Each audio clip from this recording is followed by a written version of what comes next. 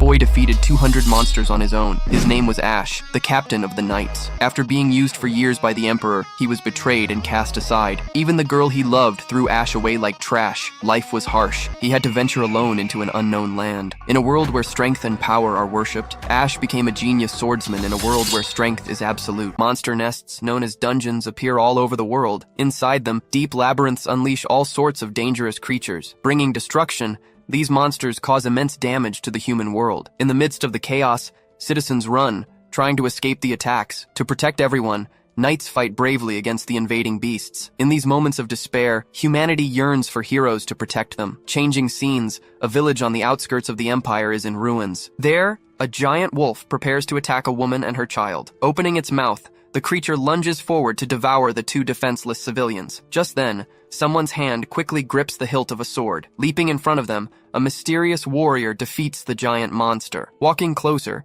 he asks the woman if they are all right. Then, the man rejoins his group of knights. He then tells the civilians to leave the rest to his squad. Looking back, he introduces himself as the captain of that group. Giving the order, he commands his squad to eliminate all enemies present. At that moment, a monstrous wolf charges at high speed toward the captain. Watching the attack, he braces for the creature's imminent impact. He then unsheathes his sword to defend himself from the monster. Using his blade, he blocks the beast's lunge at the last second. After defeating the wolf, a flying monster descends from the sky to attack him. Screeching, the creature dives down rapidly toward the captain. Striking the ground, the monster narrowly misses its target as he dodges away. To gain distance, he rolls away from the powerful creature's reach. Looking around, he spots a farm rake leaning against a wall. Grabbing the tool, he prepares to use it as a makeshift weapon. Leaping into the air, he hurls the rake with all his might. As a result, the weapon pierces straight through the flying monster's body. He then watches the fallen creature, confirming the result of his attack. Around him, the battle rages on as his comrades fight other monsters. One of the knights then remarks that the number of monsters seems endless. Seeing his comrades, the captain shouts, asking if they are both okay. He then yells that they can't lose, as they must protect the village. Hearing his words, the two knights face him, ready to fight. With that, the entire squad charges forward together to face the remaining monsters in the village. After a long fight, the squad finally rests under the moonlight. Looking exhausted, he asks aloud if they finally got them all. Suddenly, a massive shadow covers the ground where they stood. Immediately after, they all look up, noticing the new threat that has emerged. Emerging from the darkness, a giant serpent reveals itself before the entire squad. Seeing the enemy's size, he remarks that one of the big ones has finally shown up. The giant creature opens its mouth, preparing a fire attack. In an instant, the serpent unleashes a huge blast of fire at the squad. As he is hit, he crosses his arms in front of his body to protect himself. He remains standing, enduring the direct impact of the fiery blast. Leaping toward the serpent, he goes directly into the creature's mouth. With its mouth shut, the serpent traps him completely inside. Using all his strength, he manages to stop the jaws from closing. Seeing the situation, the squad's archer shouts her captain's name. Next, she readies her bow and aims for the monster's head. Firing a single arrow, she jumps back to get to a safe position. The shot then hits the enormous reptilian creature right in the eye. As a result, the monster opens its mouth, allowing the captain to escape. Landing on the ground, he thanks her, saying she saved him that time. He then turns again, preparing to continue the fight against the monster. Running and jumping, he charges forward to deliver the final blow to the serpent. With a yell, he channels all his strength into the following attack. Spinning in the air, he slices the serpent's neck with his sword. After the battle, he walks away from the defeated monster's body. From a distance, the villagers watch the end of the terrible fight. Celebrating, the villagers shout that they finally won. Thus, the great monster outbreak in the empire was finally suppressed. All credit for the victory was given to the efforts of the 13th Squad. In particular, the deeds of Captain Ash were considered the most astonishing. He single-handedly managed to defeat over 200 monsters during the invasion. Afterward, his teammates celebrate the achievement with the captain. For his overwhelming strength, he ended up earning a well-known nickname. Changing scenes, the story continues in a grand castle within the kingdom. Inside the throne room, the king announces Captain Ash's recognition. As a reward, he is then granted the title of an associate noble. Accepting the honor, he bows before the king as a sign of respect. Leaving the chamber, He walks through the great hall to much applause. His friends remark that it was an incredible and unprecedented promotion. As they walk, they say the captain has now become a nobleman. With a smile, he then reveals he's also getting engaged soon. Upon hearing the news, his comrades are completely frozen in surprise. His friend then asks him to refuse the engagement, but he declines. He explains that his fiancée is the second daughter of the prestigious House Reagan. He then says that, as an associate noble, he had no way of refusing the proposal. Trying to calm his friend, he tells her that a lot of confusing things happened all at once. But he assures her that, despite everything, every part of it was a good thing. With his friends, he comments that everything in his life is going perfectly. Toasting with them, he believed he would finally live a life full of glory. Flash forward 3 years later, he asks what his fiancée said. She then stares at him and says she'll repeat what she said before. Standing up, she declares that the engagement between them is off. Not understanding anything, he can only ask what is happening. Changing scenes. He is summoned before a commander of the order. Pointing at him, the man yells that he is expelled from the Knights. Trying to understand, he asks what she meant by that decision. In a flashback, he's seen trying hard, buying her gifts, and changing his habits for her. She replies that she's sick of dealing with a commoner. Furthermore, she reveals she has met someone from a count's family. He stands there, unable to believe their engagement is over for such a reason. Running towards her, he yells that he can't accept her decision. He denies it, saying her father was the one who insisted on the marriage. She reacts, accusing him of insulting her father as well. Closing her fan, she warns that she no longer wishes to speak with commoners. Pointing at him, she orders the guards to throw him out. At that, the 2 guards grab him by the arms against his will. As they drag him away, he begs her to at least listen to him. Before leaving, she says she never wants to see his face again. The scene shifts to the city streets, with the castle visible in the background. Walking alone through the city, he says the whole situation feels strange. Reflecting on what happened, he finds it odd for House Reagan to break off the engagement. Suddenly, someone calls his name in the middle of the street. 2 knights inform him that he must report to the barracks immediately. Arriving there, his superior, Mike, yells that he's been expelled from the Knights. Not understanding the situation, he yells back, completely shocked by the order. He then asks why, and Mike replies that he's a nuisance. Approaching him, the superior says he's a threat to his position. It's then he finally realizes this man is Raffi's new fiancé. This was Mike Lieblov, who got his post because of his family. Angrily, he wonders if Mike hates him for rising through the ranks. Seeing his glare, Mike asks what he's looking at. Touching his medal, Mike says a noble commoner irritates him. He continues, saying the monster incident was no big deal. Remembering his comrades, he listens to the accusations without a word. Unable to take it anymore, he reacts against his superior. Grabbing his superior by the collar, he glares at him with fury. Mike then threatens him, saying he can get his friends kicked out of the squad. Hearing the threat, he just stands there, unable to react to the provocation. With a trembling hand, he finally lets go of his superior's collar. Mike then asks if he's finally understood the difference in their status. Taking his medal,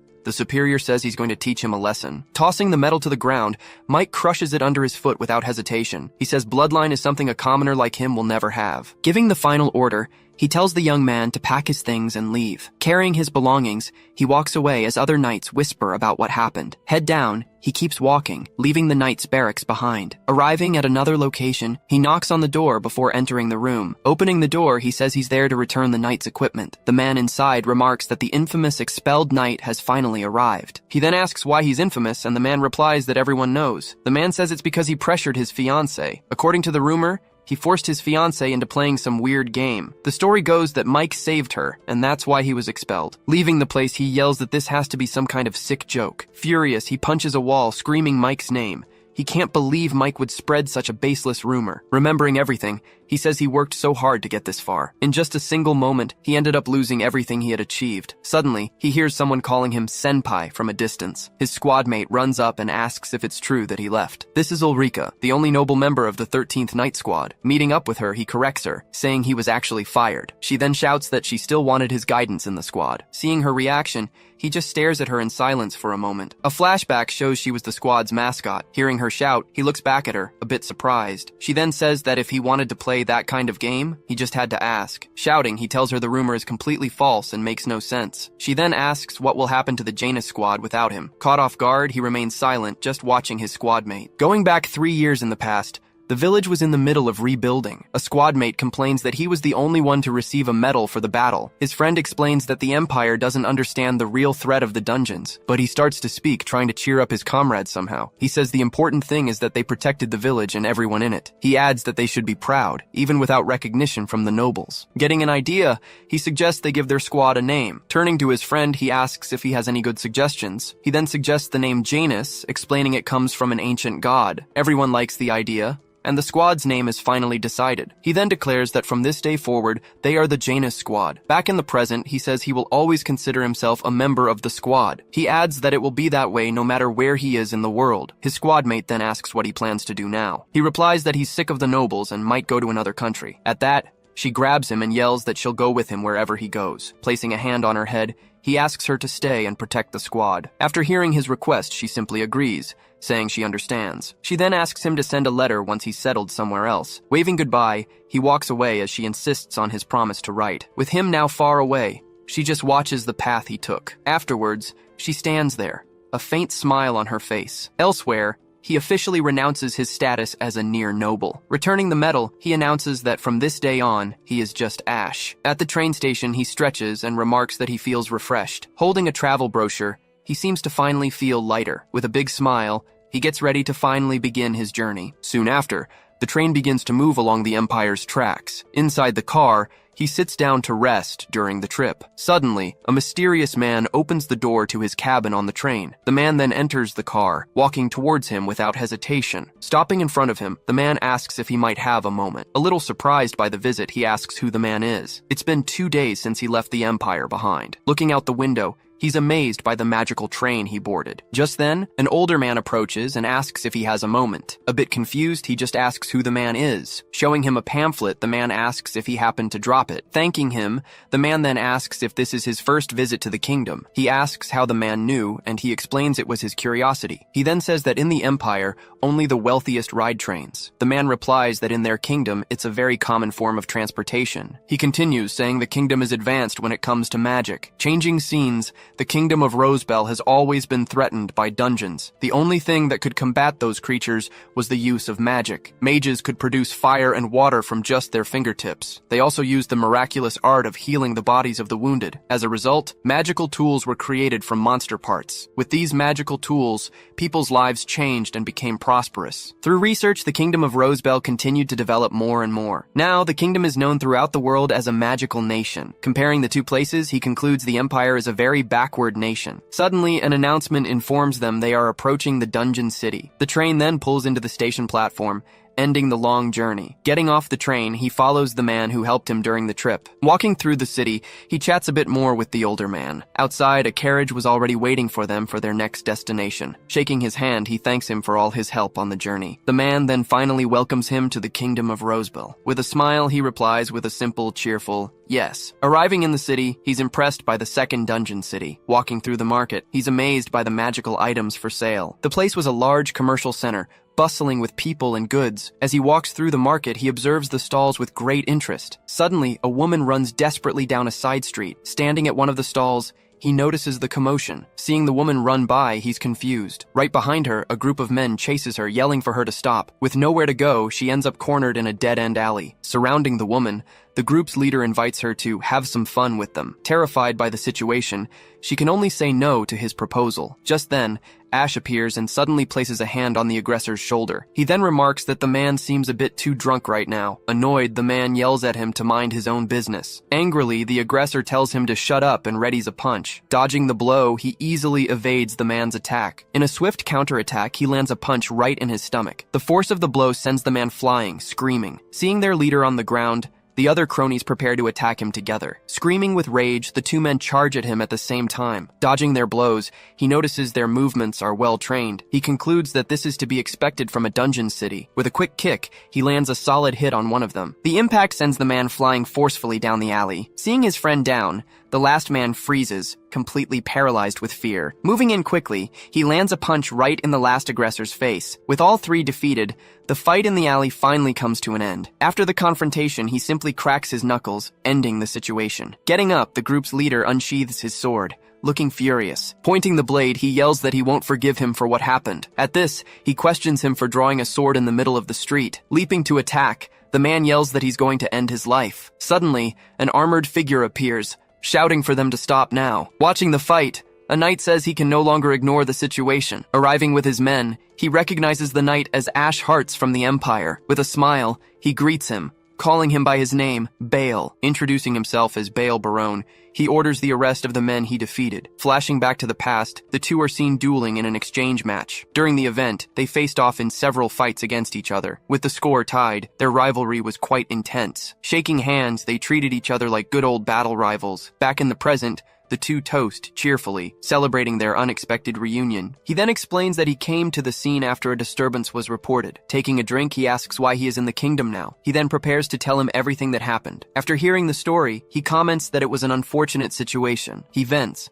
saying that it all still makes him very angry. Getting an idea, he suggests that he start a new life there. Confused, he just stares at his friend, not understanding his suggestion. Pointing at him, he suggests he become a dungeon hunter. Not understanding at all, he repeats the words, questioning what that is. He then explains it's a job where you hunt monsters in dungeons. Continuing, he says that someone like him would earn good money in this job. Getting excited, he says he'd be happy to have him as a hunter. Suddenly, a knight bursts in, announcing an emergency. The knight then shouts that a monster outbreak has occurred in the dungeon. Hearing the warning, he repeats the knight's words, still processing the information. His subordinate says the Hunter Association has already been called to help. Turning to Ash, he calls his name to make an invitation. Extending his hand, he then invites him to fight alongside them. In an outbreak, the monsters pour out of the dungeon and attack everything around them. When this happens, they attack anything they see, non-stop. Reflecting, he concludes they need to eliminate the monsters before there are any casualties. After thinking it over, he accepts the proposal, saying he'll help in the battle. Shaking hands,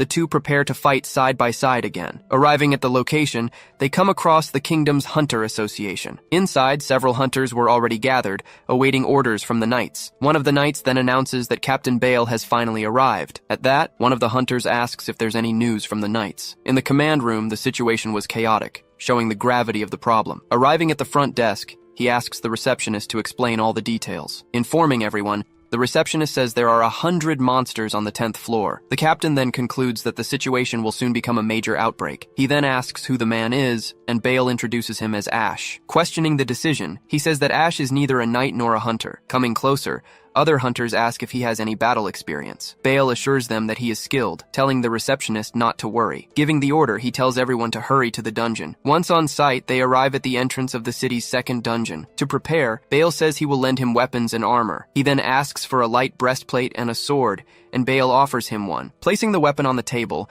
he introduces it as a magic sword. He asks what the difference is, and Bale explains it's a fusion of technology. Showing a stone, he says the sword has special functions built into it. Taking the item, he prepares to place the stone in the sword's hilt. Immediately after, he fits the magic stone into the designated spot on the weapon. Holding the sword, he is impressed by the weapon's power. With a smile, Bale explains that the sword's cutting power is increased. He says that magic armaments can activate all sorts of special effects. Ready for battle, the group prepares to enter the dungeon. Descending to the first floor, they advance through the dark dungeon corridor. Reaching the second floor, they continue to descend deeper and deeper. Bale informs them that they've set up a barricade in front of the third floor stairs. On the third floor, they encounter a structure completely different from the others. He explains that dungeons are full of mysteries to be explored. Pointing to the stairs, he says they will form the units right there. Suddenly, the wooden barricade starts getting hit by something. Seeing the attack, he yells, warning that the monsters are already there. Calling out to him, he and the entire group rush to face the monsters. Without hesitation, the barricade is completely destroyed by the monsters' force. On the other side,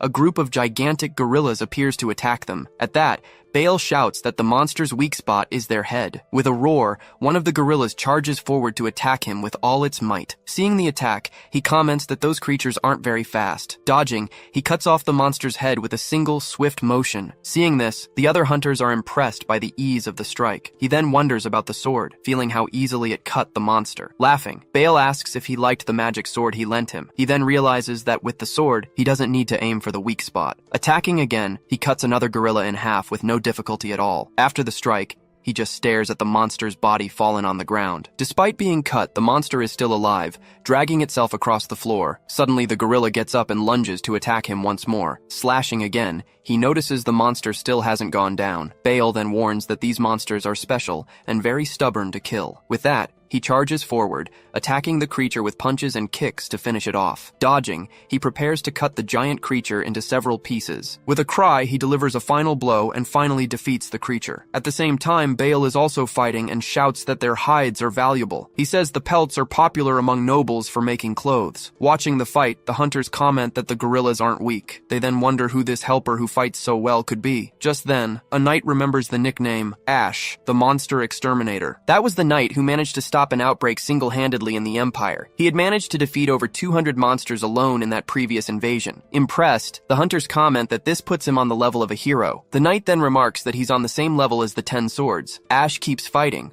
while some of them wonder what the 10 swords are. At that, the knight says that it was the highest title a knight could have. The knight then answers yes, taking off the helmet he was wearing. Revealing his face, he says that every knight dreams of that title. Running through the dungeon, he yells that his friend seems to have gotten stronger. He replies, saying that he's also stronger than he was a year ago. Fighting side by side, they continue to eliminate every monster that appears before them. Turning his head, he asks if he really thinks he's gotten stronger. With a smile, he says that now he wants him to become a hunter even more. Standing over the bodies, he asks if they're all gone, and the other praises his work. Seeing the result, the hunters comment that the two of them alone defeated 300 giant monsters. They then conclude that in the end, they barely did anything at all. Back at the association, the receptionist prepares to announce the reward amount. With great excitement, she announces that the total value was 600,000 coins. At this, Bale explains that a top-tier hunter can always earn that much. With a wink, he decides to officially make him the offer. Looking directly at him, he asks if he wants to become a hunter. The receptionist also insists, asking him to please accept the proposal. After thinking for a moment, he extends his hand and finally announces he will become a great hunter. With the decision made, everyone at the association celebrates the news with great joy. At that, Bale suggests a welcome party to celebrate his new beginning. During the night, the welcome party takes place in the association's tower. The scene changes. A few days pass at the Imperial Knights headquarters. There, one of her colleagues informs her that a postcard has arrived for Ulrika. Taking the card, she simply thanks her colleague for delivering the mail. Looking at the card, she tries to figure out who could have sent the message. With her back turned, she lets out a small laugh while holding the postcard. Touching her own face, she says she's going to meet her senpai. Back at headquarters, Ulrika celebrates with the card she received from him. Holding the card, she says her senpai seems to be doing very well. Looking over the card, she discovers it was sent from the kingdom of Rosabelle. Suddenly, one of her companions greets her, saying she looks happy. Seeing her friends, she turns and greets them too. A little surprised, she then asks if they've finished their training. Sitting on the couch, her friend complains that things aren't the same. Serving water, she reveals that her senpai has become a hunter in the kingdom. She explains that a letter arrived at her house sharing all the news. Her friend then asks if being a hunter pays well in the end. Serving Will, she says the letter indicates it does. One of her friends comments that it seems easier to work over there. He continues, saying that being in the 13th squad is a joke. Suddenly, she announces she's also leaving the Order of Knights. Shocked, they ask if she's going after Ash, and she confirms. At that, one of the friends reveals he was also thinking of leaving the Knights. With that, her friend comments that the squad is going to get really boring. Excited, she then announces she's going to become a dungeon hunter too. Hearing that, Ulrika turns, looking a little annoyed by the news. The friend then asks where in the kingdom Ash is now. With a smile, she replies that he's in the second dungeon city. The friend says he'll go later, but she refuses, saying they should go together. He explains that he needs to talk to his family about it first. Then they say their goodbyes, announcing that the 13th squad is disbanded. Switching to the kingdom, Ash enters the Hunters Association again. The receptionist greets him, calling him Mr. Ash with a big smile. She then asks if he's there to register with the association. Very excitedly, she comments that his performance in the dungeon was incredible. Introducing herself as May, she says she's looking forward to working with him. She then hands him a form, asking him to fill in his details. Filling out the form, he tells the receptionist he's finished. With a smile, she says she'll register him and asks him to wait. A few minutes later, she returns with his hunter's license in a box. She then explains that he needs to show the license every time he enters. He then concludes that it must be to keep track of everyone. She continues, saying that all materials must be handed over to the association. With a smile, he jokes that he can't take pelts to make a coat. Making a gesture, She warns that hunters cannot renounce their citizenship. He then asks if he can travel, and she says it's better to avoid it. Finishing her explanation, she welcomes him to the Hunters Association. Holding the license, he thanks her and promises to do his best. After that, he returns to the entrance of the city's second dungeon. Arriving at the location, he stands in front of the dungeon entrance. One of the guards approaches and asks if he wishes to enter the dungeon. Showing his license, he replies yes,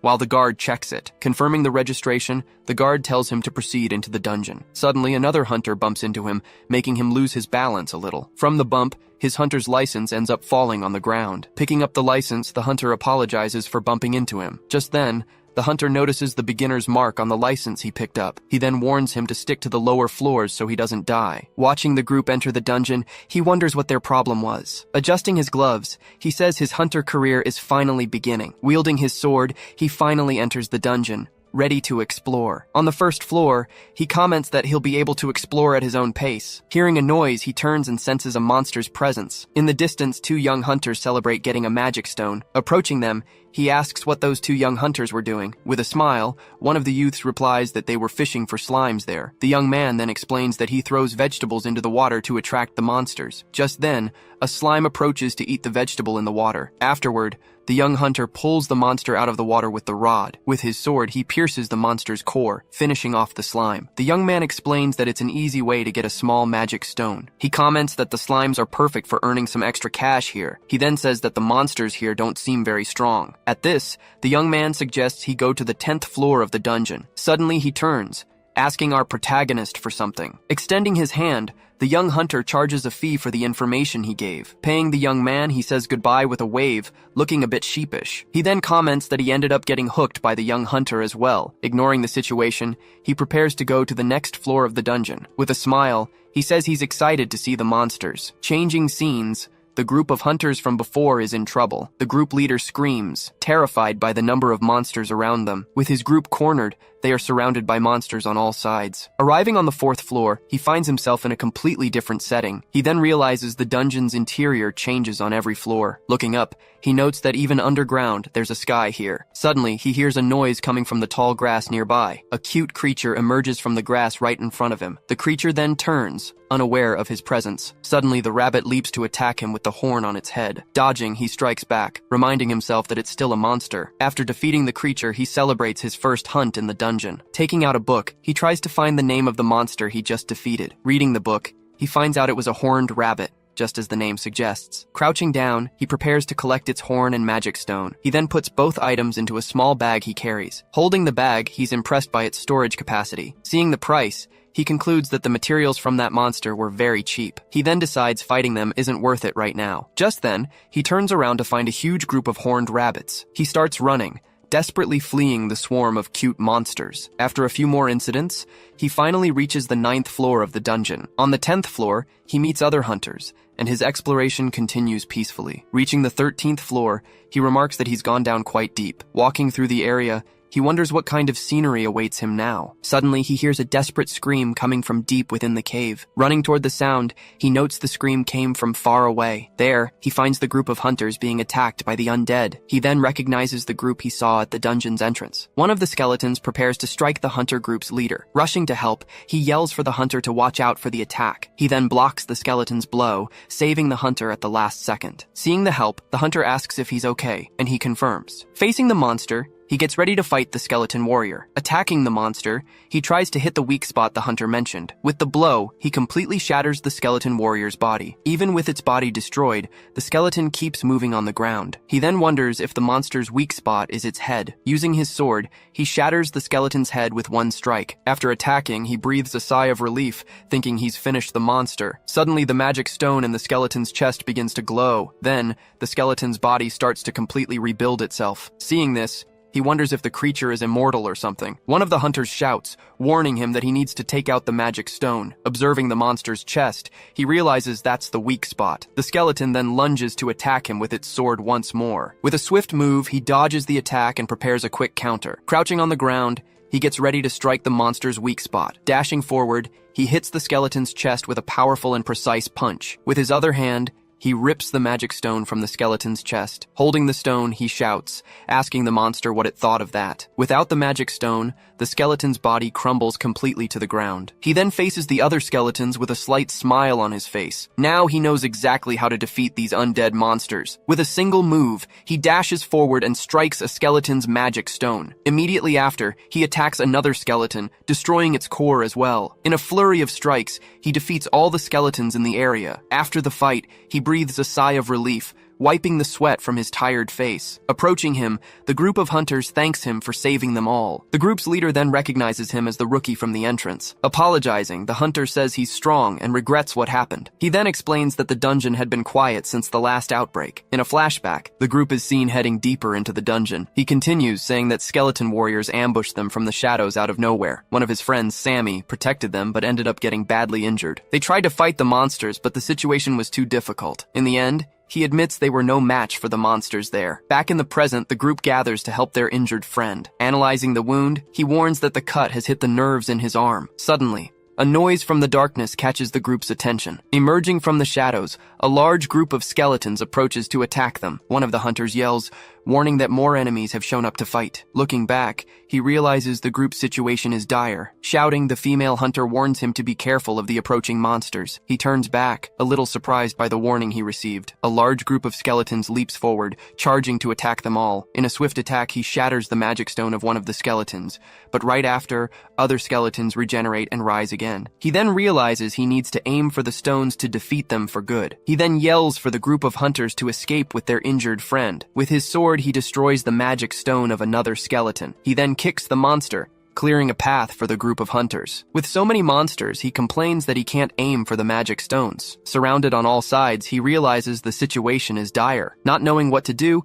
he quickly tries to come up with a plan. Suddenly, he gets an idea, remembering an item he bought earlier. In a flashback, he's seen buying a sword and a chest plate. After gearing up, he says his equipment is now perfect. The blacksmith then gives him a smoke bomb as a freebie. He takes the item, wondering if it actually works in a fight. Back in the present, he desperately searches for the smoke bomb he received. With a smile, he finally finds the smoke bomb he was looking for. With no other choice, he decides he has to try using the item. Leaping into the air, he throws the smoke bomb into the middle of the skeletons. Hitting one of the skeletons, the item releases a large amount of smoke throughout the cave. The group of hunters wonders if the bomb will work on the skeletons. Seeing the smoke, he shouts, hoping the item works as it's supposed to. In the midst of the smoke, the skeletons seem to have stopped moving completely. Seeing the result, the group of hunters celebrates, saying it was incredible. He then yells for them to get out of there as fast as possible. Carrying their friend, the group takes the chance to flee from the monsters. Stopping to rest, he says the monsters probably won't chase them. Looking at the wound, he says the hunter's arm might be lost. He then wraps a bandage around the injured arm to stop the bleeding. Holding a potion, he yells at the injured hunter to open his mouth. He then pours the entire contents of the potion into the hunter's mouth. After a while, the bleeding seems to lessen, and they get ready. Changing scenes to the association, they finally arrive with the injured hunter. Coming out of the dungeon, he shouts for someone to call a doctor immediately. In a room, the hunter is placed on a stretcher and taken away. Sitting on a couch, he remarks that he's done all he could. Approaching him, the group's leader apologizes and offers a reward. He refuses, saying it's only natural for people to help each other in danger. An hour later, the doctor comes out of the room and finds the group waiting. He informs them that if it weren't for the potion, the hunter would have died. But he says he couldn't do anything about the arm as it was too late. Hearing this, Ash suggests they find a job he can do with one hand. Seeing their friendship, he comments that he feels a little envious. In a flashback, he remembers his friends wondering what they're doing. A month later, a waitress asks if he hasn't joined a party yet. Two hunters invite him to join them, but he says he's fine on his own. One of them asks if he turned down the invitation from the Golden Night party. He complains about the way that party's leader invited him. Suddenly, one of the hunters announces that a named monster has appeared in the dungeon. He asks what a named monster is, and the hunter explains. He continues, saying that a headless horseman, the Dullahan, has appeared there. They then warn him to be careful, as named monsters are very strong. Suddenly, a woman enters the bar, drawing everyone's attention. One of the men comments that she's very beautiful, and everyone agrees. The woman walks through the bar, passing by all the men who are staring at her. The hunters try to invite him again, but he refuses once more. Just then, the woman covers his eyes from behind, asking, "Guess who?" Not recognizing the voice, he turns around, a little confused by the situation. Seeing the woman, he recognizes her and shouts her name, Ulka, in surprise. With a big smile, She says she's finally found her senpai. That same night, the two sit down to talk at a cafe. Sitting with her, he asks what she's doing in the Rosebell Kingdom. With a smile, she replies that she came to the kingdom to follow him. He asks about the knights, and she says she asked to leave. Sipping his coffee, he remarks that she's from a family of barons. She then says she cut ties with her family so she could leave. In a flashback, she remembers her father saying she would need to defeat him. She then reveals she completely defeated her father to be able to leave. Announcing her decision, she says she has also become a dungeon hunter. Hearing the news, he just stands there, not knowing what to say. She then asks if he can balance the work of a hunter and a husband. Mustering his courage, he asks if she has feelings for him, and she agrees. At that, he realizes that if she has feelings, he would end up liking her too. Remembering the past, he recalls his former fiancée and her betrayal. With a smile, he says it was nothing and changes the subject. Calling out to him, she faces him with a serious and determined expression. Holding his hands, she says he's a pitiful mess now. Angrily, she shouts that his ex-fiancé left a scar on him. Standing up, she promises she will never leave her senpai's side. Placing a hand on her chest, she swears she'll bet her life on it. She then tells him he doesn't have to be anyone's plaything anymore. Moving closer, she suggests they keep things as they are. He then chokes on his drink, wondering if she's always been like this. Trying to pull away, he says he needs to get back to the inn soon. Walking together, he asks if she's already found a place to stay. Pointing in a direction, he says his way is that way. At that, they end up walking together down the street in the same direction. Going up the stairs,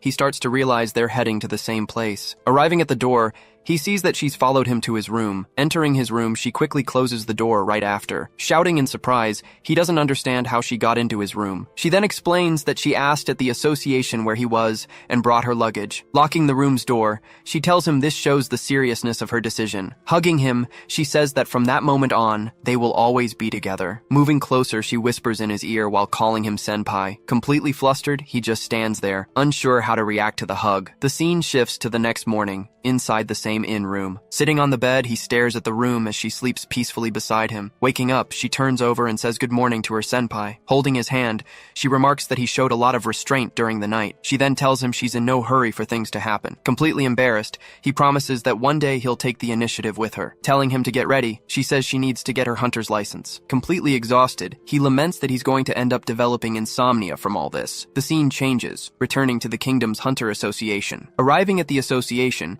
he asks if she wants to get her hunter's license. Just then, the receptionist, May, greets him with a very cheerful good morning. Suddenly, Ulka appears and greets everyone, surprising the receptionist. With a smile, she announces she's here to get her hunter's license. Shouting, the receptionist asks her to wait just a moment. He then asks what happened, seeing the commotion between the two. She explains she gave a small warning as the receptionist was interested in him. Angrily, the receptionist throws the license on the counter for her to take. Staring down Ulka, the receptionist declares that she won't lose, no matter what. Holding the license, she simply tells the receptionist to do whatever she wants. The two then continue to stare each other down, creating an atmosphere of intense rivalry. Caught in the middle of the mess, he just watches the fight without reacting. He then says that with the license, they can finally go to the dungeon. At the dungeon entrance, he tells her she can head down to the floors. Arriving on the 10th floor, they prepare to explore the dungeon together. Pointing at the monsters, he asks Ulka to try and handle them alone. Seeing the enemies, two giant gorillas prepare to charge and attack. Charging at high speed, the monsters rush toward her to attack. At that moment, she readies her bow to fire an arrow at the monsters. With a single shot, she fires an arrow that hits the monsters at once. With his arms crossed, he just watches the fight, looking slightly impressed. Grabbing more arrows, she prepares to fire a triple shot at once. With the 3 arrows on her bow, she aims at the gorillas for the next attack. She fires the 3 arrows at the monsters all at once. Impressed, he praises the precision and speed of her shots. The gorillas then advance, running toward her for a close-range attack. He then shouts for her to switch to close-quarters combat now. Drawing a dagger, she prepares to face the monsters up close. With a swift movement, she strikes one of the gorillas with her dagger. The creature then cries out in pain, hit by her quick attack. Doing a backflip, she attacks the monster with her precise dagger. With an aura-gathering acrobatic move, she lands on a gorilla, finishing it off. Watching the fight, he comments that her close-quarters combat is excellent. Standing over the monsters, she waves and announces that the fight is over. He then says she's a student he's very proud of. Leaving the dungeon, the two walk back to the city together. He praises her performance, saying she's gotten much better since the last time. As they walk, he suggests they head down to the 13th floor tomorrow. Suddenly, a hunter appears, running and desperately shouting his name. He then asks what happened, and the hunter says a named has appeared. He's surprised to hear that the Dullahan has appeared in the dungeon. Back at the association, all the hunters are talking about the monster's appearance. There, one of the attack's survivors is crying. A hunter explains that her party encountered the Dullahan in the dungeon. The hunter continues, saying that more than 10 people were killed in the attack. Approaching her, he kneels and asks her to tell him what happened. The hunter explains that the monster's sword attacked them all at once. He asks about the sword, and the hunter starts crying in despair. Unable to get more information, he stands up and rejoins his group. The receptionist asks if they're planning a burial, but Bale says they need to retrieve the bodies. Bale says no, explaining they need information about the monster's wounds. Just then, the survivor of the attack is escorted out of the Hunter Association. Watching the woman leave,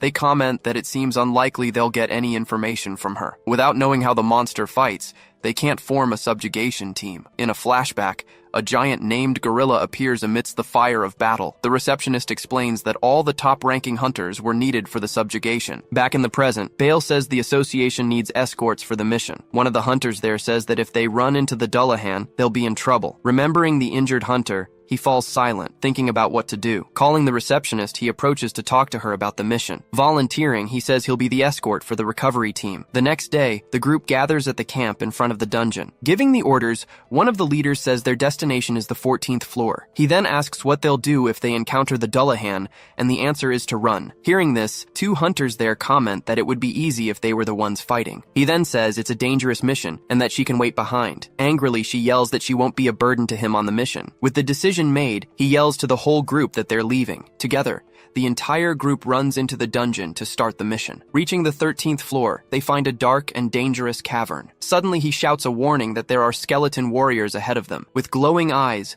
the skeletons rise to attack the group of hunters. He reminds everyone that recovering the bodies is the priority. Turning to Ulka, he asks if she can shoot the magic stones. With her bow, she fires an arrow that shatters the stones of several skeletons. Seeing the shot, one of the hunters praises her incredible skills. They then comment that they can leave the skeletons for Ulka to handle alone. Suddenly, a strange noise gets the attention of the entire group. Just then, other hunters begin to run desperately. Watching the scene, they are shocked by what's happening. Amidst the flames, the headless horseman appears, the named Dullahan. Surrounded by flames, the monster prepares to attack the hunters in front of it. Raising its flaming sword, it prepares to strike one of the hunters. With one move, it attacks the hunter with its flaming sword. The hunter tries to defend himself, but his sword melts from the heat, and with a single blow, it defeats all the hunters who were there. Seeing the scene, they can't believe the monster appeared on this floor. Looking at the sword, he wonders what kind of weapon it is. He realizes that weapons and armor melt from the sword's heat. Seeing its strength, he wonders how they could possibly fight that monster. Suddenly, the Dullahan turns toward the group, sensing their presence. Without hesitation, he yells for the entire group to retreat as fast as possible. Just then, he hears a strange sound. Turning to see what it was, he then realizes the monster isn't pursuing them right now. The Dullahan turns away, simply standing still without attacking the group. Confused, he turns and sees the monster thrusting its sword into the ground. He wonders what's happening, realizing that this gesture means something. Then, he realizes it's the etiquette for a knight's duel. In a flashback, he remembers his past duels against Bale. He also remembers the battles he fought against many strong monsters. With a smile, he unsheathes his sword, ready to duel the monster. Feeling a thrill, he prepares for a battle that could end in a single blow. Suddenly, he hears Ulka shouting his name, pulling him back to reality. Pulling him back, she says, "Everyone's safety is the priority right now." Agreeing, he sheathes his sword, looking a little disappointed with the situation. Running, he and the other hunters flee from the Dullahan as quickly as possible. Behind them, the Dullahan remains motionless, not moving from its spot. As they flee, one of the hunters says that only knights can defeat it. Then, she points at his face, questioning his expression. She then says he's smiling, which surprises him. Putting a hand to his mouth, he tries to hide the smile he just made. That monster could defeat him with just a single false move. With a smile, he asks himself if he really wants to fight that creature. That same night, the city of Rosebell slept under a starry sky. In one of the rooms, Ulka takes a bath to unwind from the day. Meanwhile, Ash sits on his bed, reflecting on the monster he encountered in the dungeon. Back at the association, the hunters who fled recount what happened. Startled, the receptionist shouts the name of the headless horseman's weapon. The hunters then say there's no way they can defeat that monster. She then tells them to give up on retrieving the bodies left behind. One of the hunters says the knights can't be called for help. With that, they conclude the hunters will have to handle everything themselves. Calling out to him, the receptionist approaches to make a special request. She then asks if he would be willing to take on the Dullahan. Caught by surprise, he is left speechless. just staring at the receptionist. Suddenly, Ulka pulls him by the arm. She stares at him, waiting for an answer to the proposal he received. He then asks for some time to think over the proposal. With a smile, the receptionist agrees to wait for his answer. Back at the inn, Ulka gets out of the bath, drying her hair with a towel. Sitting on the bed, he calls her name, ready for a serious talk. He then tells her he wants to discuss something important. Sitting beside him, she asks what he wants to talk about. With clenched fists, he reveals that he wants to fight the Dullahan. He says it's not out of duty, but of his own free will. He then starts to tell her to stay behind, but is cut off. With her hand over his mouth, she stops him from speaking further. Pinching his cheeks, she asks why he always does that. Angrily, she asks if he really thought she wouldn't go with him. In a flashback, she remembers when the outbreak happened in the Empire. Back then, he said the same thing, asking her not to go. But she recalls that, even so, she replied she would go with him no matter what. Resolute, he says he'll accept the mission to face the monster. Ash is confused by the situation, but Ulka grabs him by the cheeks and says he won't lose to that knight. She then says she won't leave his side and that they should talk about what happens if he wins. Ash says that maybe they could have dinner at a fancy restaurant. Ulka says that sounds nice, but perhaps she's thinking of something else. That when this is over, she wants something else as a reward. Ash questions her about it, and she confirms. He agrees, and she says he has her word. The next day, Ash and Ulka ask a weapons dealer if they have any items to counter a flaming sword. The dealer points to a shield, but Ash says it will slow him down. He confirms he wants a light, fast item, and the dealer understands he wants to hit and run. But Ulka asks him if those items won't just melt. The dealer says that if they melt, they're meant to be discarded. Ash is startled by this, but says he has a plan for that. Back in the dungeon, they arrive on the 13th floor for the battle. Moving forward, he shouts to Ulka upon finding the monster they were looking for. Standing in the same spot, the Dullahan awaits them, surrounded by its skeletons. He then realizes the monster was there, waiting for him to return. Startled, he turns to look at the bodies of the defeated hunters. He realizes more bodies have piled up, making the situation worse. Taking out an item, he prepares to use a strategy in the battle. After preparing himself, he confirms he's ready for combat. Shouting to her, he charges forward, and the two attack the monster together. He then leaps onto a pillar while Ulka attacks the monster head-on. With her bow, she fires a magic arrow straight at the headless horseman. The monster then easily blocks the attack with its flaming sword. From atop the pillar, he jumps down to attack the monster from above. The headless horseman prepares to strike, raising its giant sword. He strikes from above, and the monster blocks him with its giant sword. He then notices the monster isn't activating the sword's flames. The monster then attacks him with a powerful blow. He manages to block the attack, but the impact nearly shatters his sword. With difficulty, he continues to hold back the blow to defend himself. Seeing the situation, Ulka shouts his name and fires a precise arrow. The arrow hits the Dullahan square in the shoulder, forcing it back slightly. She then asks if he's okay, and he replies that he is. He realizes the monster still hasn't used its sword's flames. With this, he concludes the monster is enjoying their duel. With a smile, he says the situation is interesting and readies himself. Wielding his sword, he prepares to continue the duel against the monster. The Dullahan then prepares for another attack, raising its sword again. With a single motion, the Dullahan advances to continue the battle against him. Pointing their swords at each other, they face off in a duel. Then, the two continue to stare each other down, waiting for the right moment to strike. Leaping over it, Ash moves in to deliver an aerial strike on the monster. Ash attacks quickly, but the Dullahan blocks the blow with its enormous sword. Ash then realizes the enemy isn't using its flaming sword. Rushing forward at high speed, he charges toward the armored monster again. Seeing Ulka preparing to shoot, Ash yells for her to wait and not interfere. Wielding his sword, he says that the creature isn't actually a monster. He explains that its movements, blocks, and fighting style are those of a knight. Determined, he announces he'll try something different to confirm his suspicion. Taking a respectful stance, he introduces himself as Ash, a former Imperial Knight. Upon hearing his words, the armored monster turns its head toward him. The creature then brings its feet together, assuming a firm and very specific stance. Raising its sword, it performs the salute of the knights from the kingdom of Rosebell. Ash confirms the Dullahan returned his salute, proving it's a knight. He then shouts Ulka's name, who watches on, completely confused. He tells her he'll fight alone and orders her not to interfere under any circumstances. Looking at the knight, Ash says it's a shame he can't ask for its name. He then promises that its strength will be passed down through the ages. Shouting, "Here I come!" he charges forward with his sword ready for the final attack. With a swift movement, he lands a direct hit right on the Dullahan's chest. His attack, however, only causes a small crack in the opponent's armor. Seeing how tough it was, Ash decides what to do next. He declares he'll keep attacking again and again without stopping. Landing another blow, he hits his mark, but the knight stands firm. Then, a second attack hits the same spot, widening the crack in the armor. With a smirk, Ash realizes his opponent isn't invincible after all. The Dullahan looks down at its own chest, noticing the crack that has formed. It then forcefully slams the tip of its enormous sword into the ground. Immediately after, the blade is completely engulfed in flames. Raising the flaming sword, it prepares for a much stronger attack. From a distance, Ulka shouts, recognizing the monster's famous and feared flaming sword. With a smile, Ash says that playtime is over and that this is getting interesting. The knight charges forward with its flaming sword, signaling the beginning of the battle. He dodges, but an attack grazes his shoulder. Feeling the heat, he yells out as his shoulder is singed. Leaping back, he says that was a close call, narrowly escaping the blow. From a distance, Ash faces the Dullahan,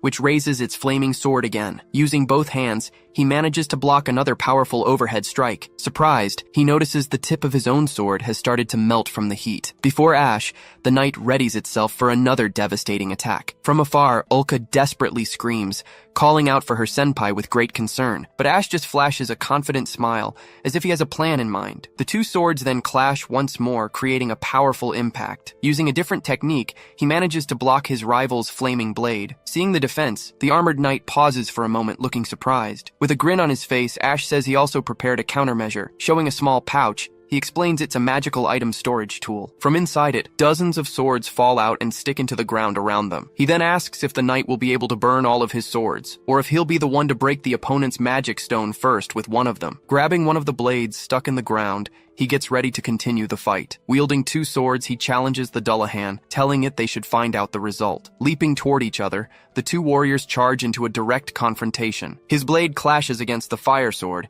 and is stopped instantly. Due to the intense heat, his sword shatters right at the point of impact. Without hesitation, he uses the other sword and continues to attack the armored knight. Barely dodging, he escapes a slash as the Dullahan relentlessly presses forward. The knight then positions its flaming sword horizontally, preparing a new attack. Immediately after, a powerful slash of fire is launched toward Ash. Upon contact, Ash's second sword also shatters from the heat. Rolling to the side, he dodges and repositions himself near the other blades.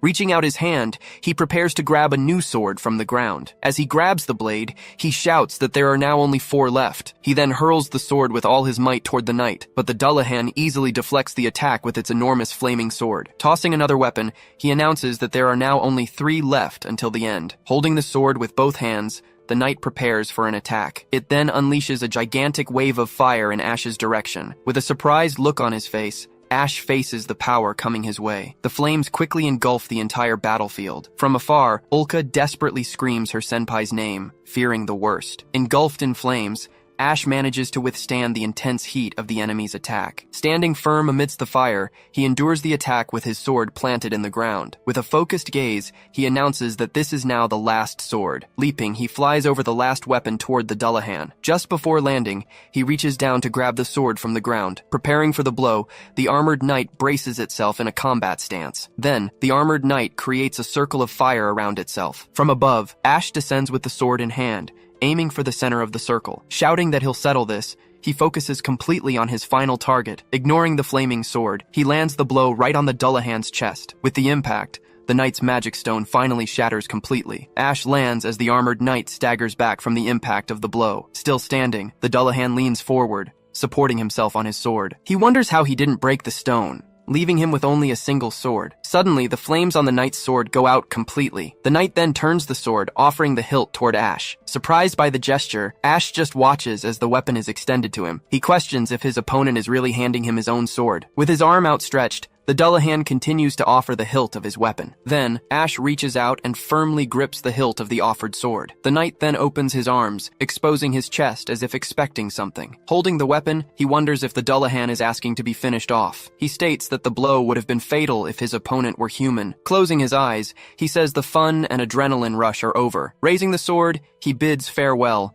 saying he was undoubtedly a true knight. With a final blow, he strikes the armored knight square in the chest. After the strike, the knight's helmet finally shatters completely. Crumbling, the knight's armor falls to the ground in several different pieces. Standing over the remains, he says with relief that the long battle is finally over. The scene changes. Night continues outside the Hunters Association. Shocked, May and the other members shout, unable to believe the Dullahan has been defeated. Smiling, Ash and Ulka joyfully confirm their victory against the monster. Back at the guild, He asks Ulka to put away the pieces of armor. Frantically, May gestures and yells for him to stop immediately. She explains they need to keep everything until the knights arrive, and Ash agrees. Giving orders, May asks them to contact Sir Bale and prepare the largest room. Speaking to Ulka, Ash says the situation has gotten more complicated after their victory. Arriving suddenly, Bale greets Ash, saying he knew he could do it. Surprised, Ash asks if Bale came all this way just to check the materials. Bale explains that named materials require witnesses from both the Knights and the Association. Understanding the situation, Bale invites him to take a look at the items right away. Displayed in the hall, the Dullahan's armor is assembled with its greatsword. Next to Ash, an official examines every detail of the armor with a monocle. Confirming for Bale,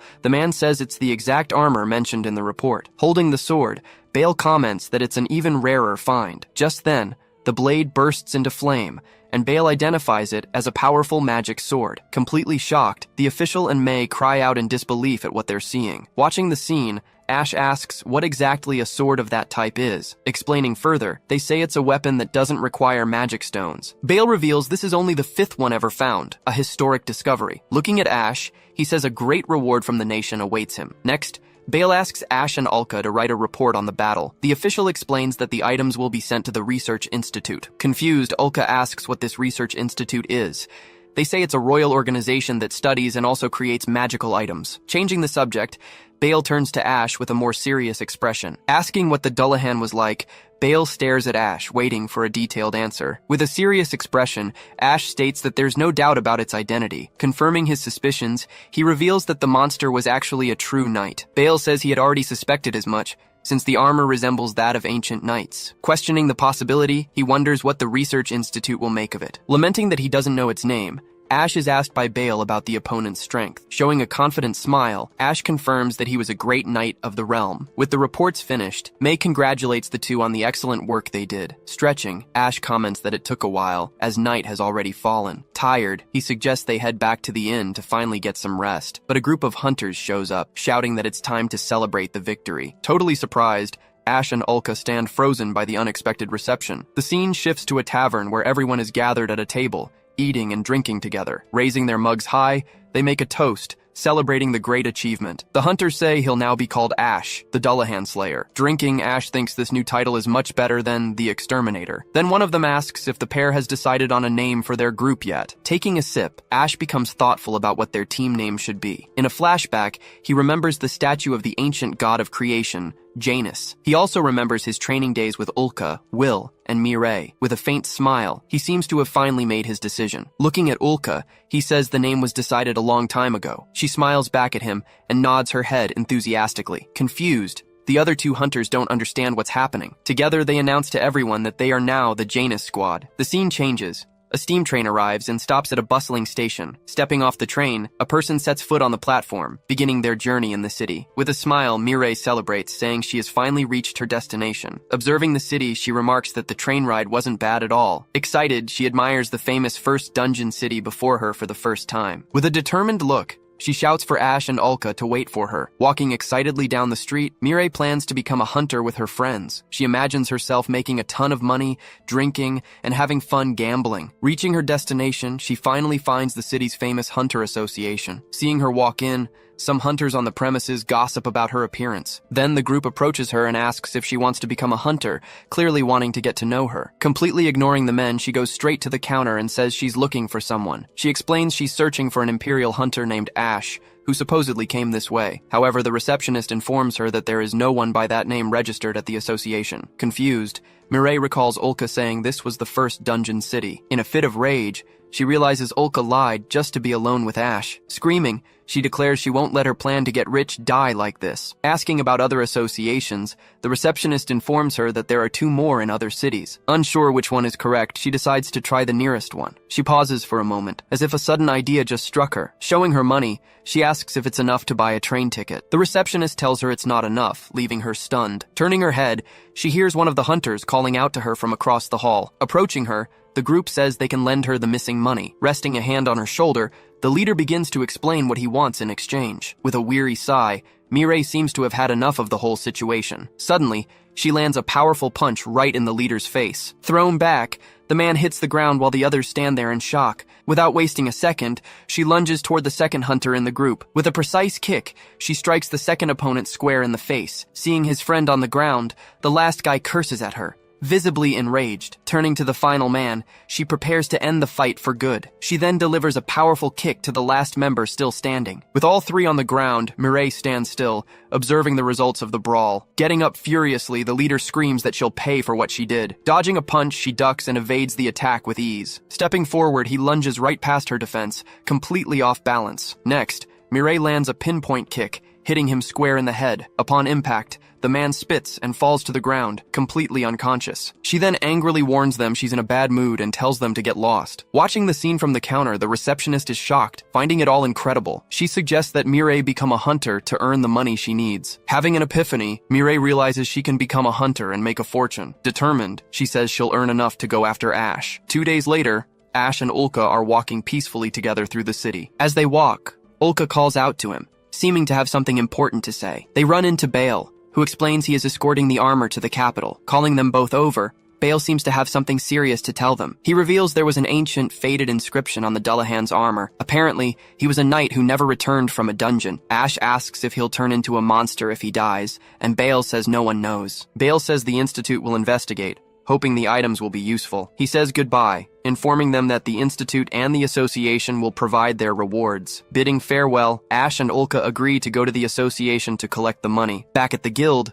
they wait to finally receive payment for the mission. Shocked, they discover the total reward is 5 million rows. In disbelief, they calculate how much each will receive from the jackpot. May also informs them they've become exclusive hunters for the second dungeon city. Ash asks if that's a big deal, and she confirms they'll receive special treatment. Excited, she asks them to keep defeating many monsters from now on. At night, Ash is in his room, thinking about everything that has happened recently. Holding a glass, he reflects on his future and what he will do. Alone, he wonders what he should do with all the money he earned. Just then, his bedroom door opens slowly, making a creaking sound. Someone enters the room, walking barefoot toward where he is sitting. Turning his head, he is called Senpai by a familiar, well-known voice. Coming up from behind, Ulka hugs him and reminds him about the reward he promised. Visibly embarrassed, Ash stammers a bit but eventually agrees to her request. Sitting on the edge of the bed, Ulka invites him to join her. Not knowing what to do, Ash kneels on the floor, facing her. Now on the bed, the two stare at each other closely in complete silence. Then she gently pushes him, making him lie down on the mattress. Getting on top of him, Ulka watches him with a very determined look. Staring at him,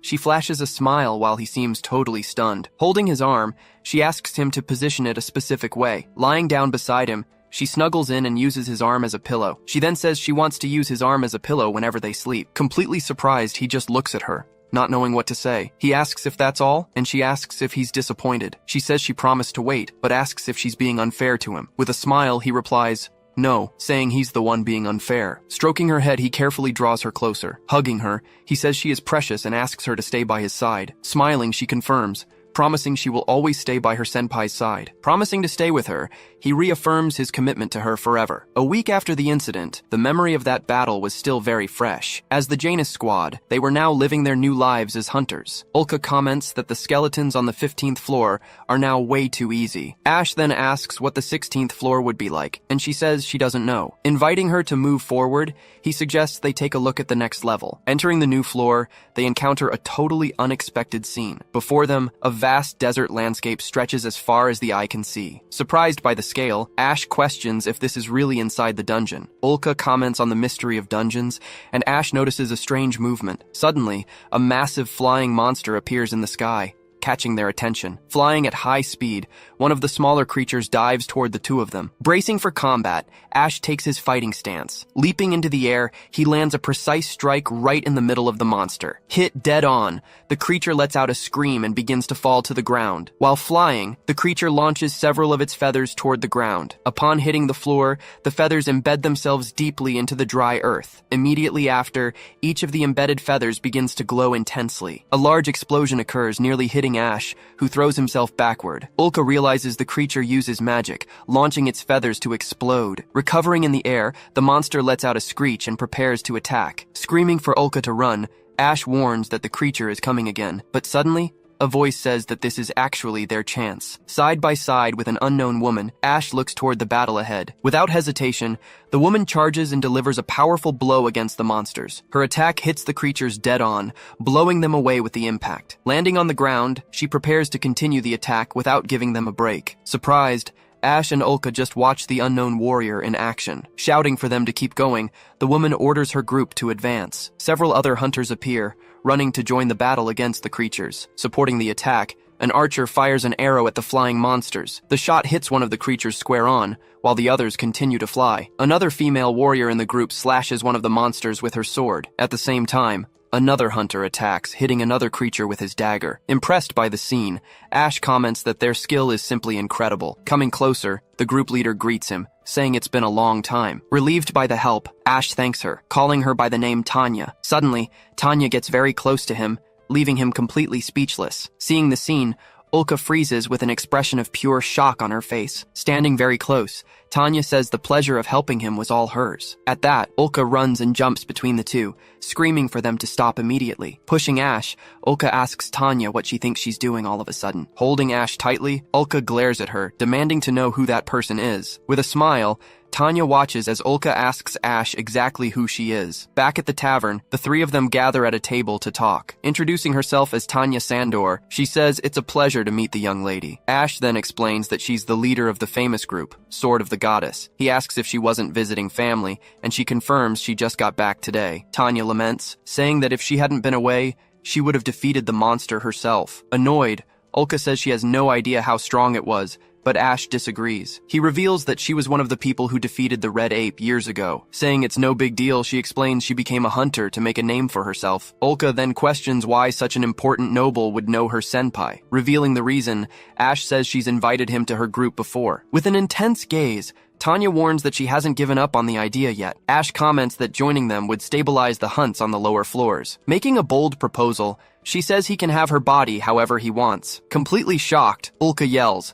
asking what she just said to him. She asks if it's not a good deal, but he says that's not the point. Getting up from the table, Ash tells them he needs to go to the restroom. With a smile on her face, Tanya watches him intently as he walks away. Slamming her mug hard on the table, Ulka shouts, getting Tanya's attention. With a furious look, Ulka warns that she'll kill her if she lays a hand on her senpai. Laughing, Tanya comments that Ulka seems to be the jealous type. Grabbing her chin, Tanya says her interest isn't just in Ash. Making her objective clear, she reveals she wants Ulka too, along with him. Screaming in shock, Ulka can't believe what she just heard. Pointing to her group, she says they're all satisfied with her technique. The other members of her group just look away, saying nothing. In disbelief, Ulka accuses her of being a complete pervert right then and there. Confident, Tanya says she gets everything she wants using all of her weapons. Unfazed, Ulka glares back at her, maintaining a very serious expression. Declaring her determination, Ulka warns that she won't lose and won't give up on her senpai. Getting the message, Tanya snaps her fingers, proposing they start the contest. Bringing several full mugs, the waitresses get ready to serve the two competitors. Proposing a drinking contest, Tanya says they'll settle the dispute right there. Returning to the table, Ash can't believe what the two of them are doing. Starting the competition, they down the mugs one after another, without stopping. Shouting for another drink, they glare at each other defiantly. Trying to stop her,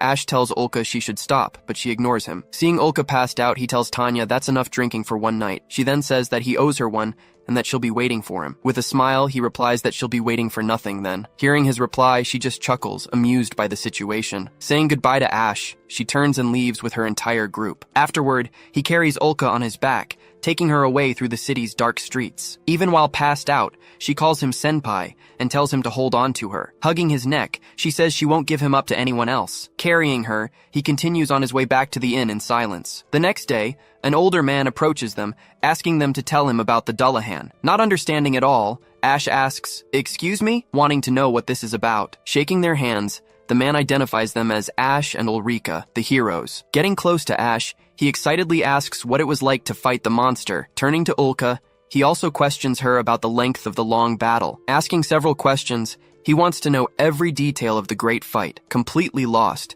they wonder who this very interested person could be. Then Ash steps forward and politely asks his name. Introducing himself, he says he is Edgar Bay Luna, director of the Research Institute. Realizing his importance, the two are completely shocked by the great revelation. He explains that he saw the monster's armor and found it simply fascinating. Wanting more details, he says he couldn't stand it and came to talk to them in person. Impressed by the situation, Ash notices the man's incredible energy. With the introductions over, he takes out an item, ready for the next step. Pointing his finger, he concentrates to begin some kind of procedure. With his finger in flames, Edgar faces them with a very serious expression. Realizing it's magic, the two are impressed by the man's power. Then he uses the flame to light a cigar, preparing to talk. Revealing he is a mage, he asks once more for them to tell him everything about the Dullahan. Edgar asks them once more to tell him everything about the battle. Sitting on the sofa, they agree to reveal all the details of the long fight. As time passes, their account of the battle continues uninterrupted. Finishing his report, Ash says that's all he knows about the Dullahan. After hearing everything, Edgar says he understands and congratulates them on a job well done. Ash then asks him what he thinks about their theories. Putting out his cigar, Edgar confirms he agrees with the hypothesis that it was human. Ash then asks if it's really possible for a human to turn into a monster. Revealing new information, Edgar says he investigated the 14th floor of the dungeon. In a flashback,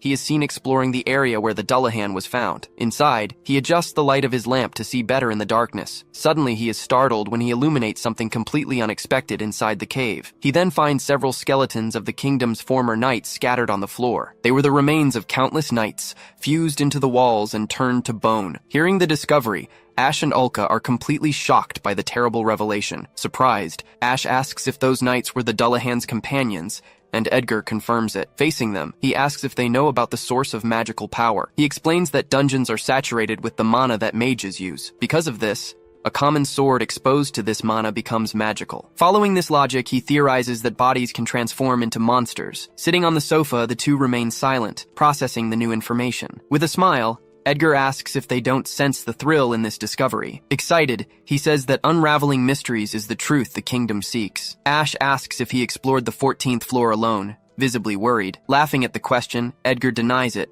saying he brought his assistant and some hunters. Suddenly, a young man enters the room, shouting that he's finally found Sir Edgar. Edgar asks why Sergio is in such a hurry, and he replies, annoyed. Scolding him, he questions why Edgar always goes off alone and does whatever he wants. Laughing at the scene, Bale explains that Edgar is always like this when it comes to dungeons. Speaking to Bale, Ash comments that he just heard how to make magic swords. Desperate, Bale asks them to keep it a secret, leaving Ash embarrassed. Edgar tells Bale he's heard interesting things and that they should proceed. Calling Ash and Ulka, Bale asks them to return to the association the next day. Not understanding anything, the two look at each other, completely confused by the request. The next day, they are back at the Hunters Association as arranged. Sitting at a table, they wait, while May organizes some documents nearby. Hearing the door open, Ash turns and asks if Bale has arrived yet. Making a grand entrance, a man with long blonde hair appears in the room. Introduced as Kyle, the leader of the Golden Knight, he stands out for his appearance. Also arriving is the leader of the Muscle Encounter, Talon, with his usual imposing physique. Shortly after,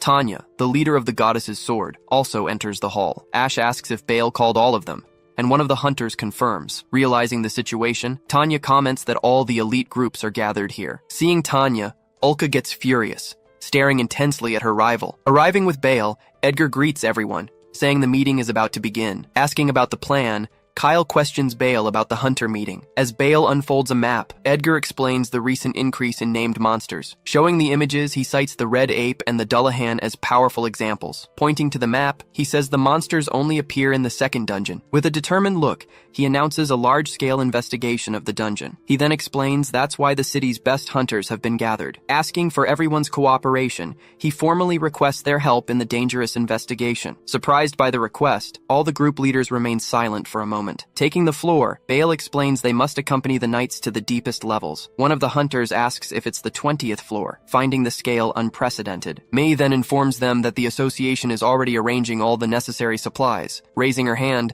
Tanya asks if everyone's participation is truly mandatory. Bale confirms that it is, as it's a direct order from the Queen of the Kingdom herself. One of the hunters comments that with so many heroes, the mission will be a piece of cake. But Bale warns them, telling them not to underestimate it, and asks what the deepest floor they've reached is. Answering the question, Tanya says she has reached the 18th, and the others the 17th. Revealing his position, Ash says that he and Ulka are still exploring the 16th floor. Thoughtfully, Bale warns that their real problem is the 19th floor. Revealing a grim fact, he tells them that teams have been annihilated on the 19th floor. Shocked by the news, Tanya asks if even the knights with magic weapons were defeated. Confirming her suspicion, Bale says there is a monster there far superior to the others. Revealing its name, he says the creature is called the Lizard King. Sitting at a cafe, Ash and Ulka enjoy a quiet, sunny moment together. With a smile, Ulka offers him a strawberry, asking her senpai to open his mouth. A bit embarrassed, he just stares at the strawberry she's holding on her fork. She insists, bringing the fruit closer to his mouth with a cheerful expression. Then,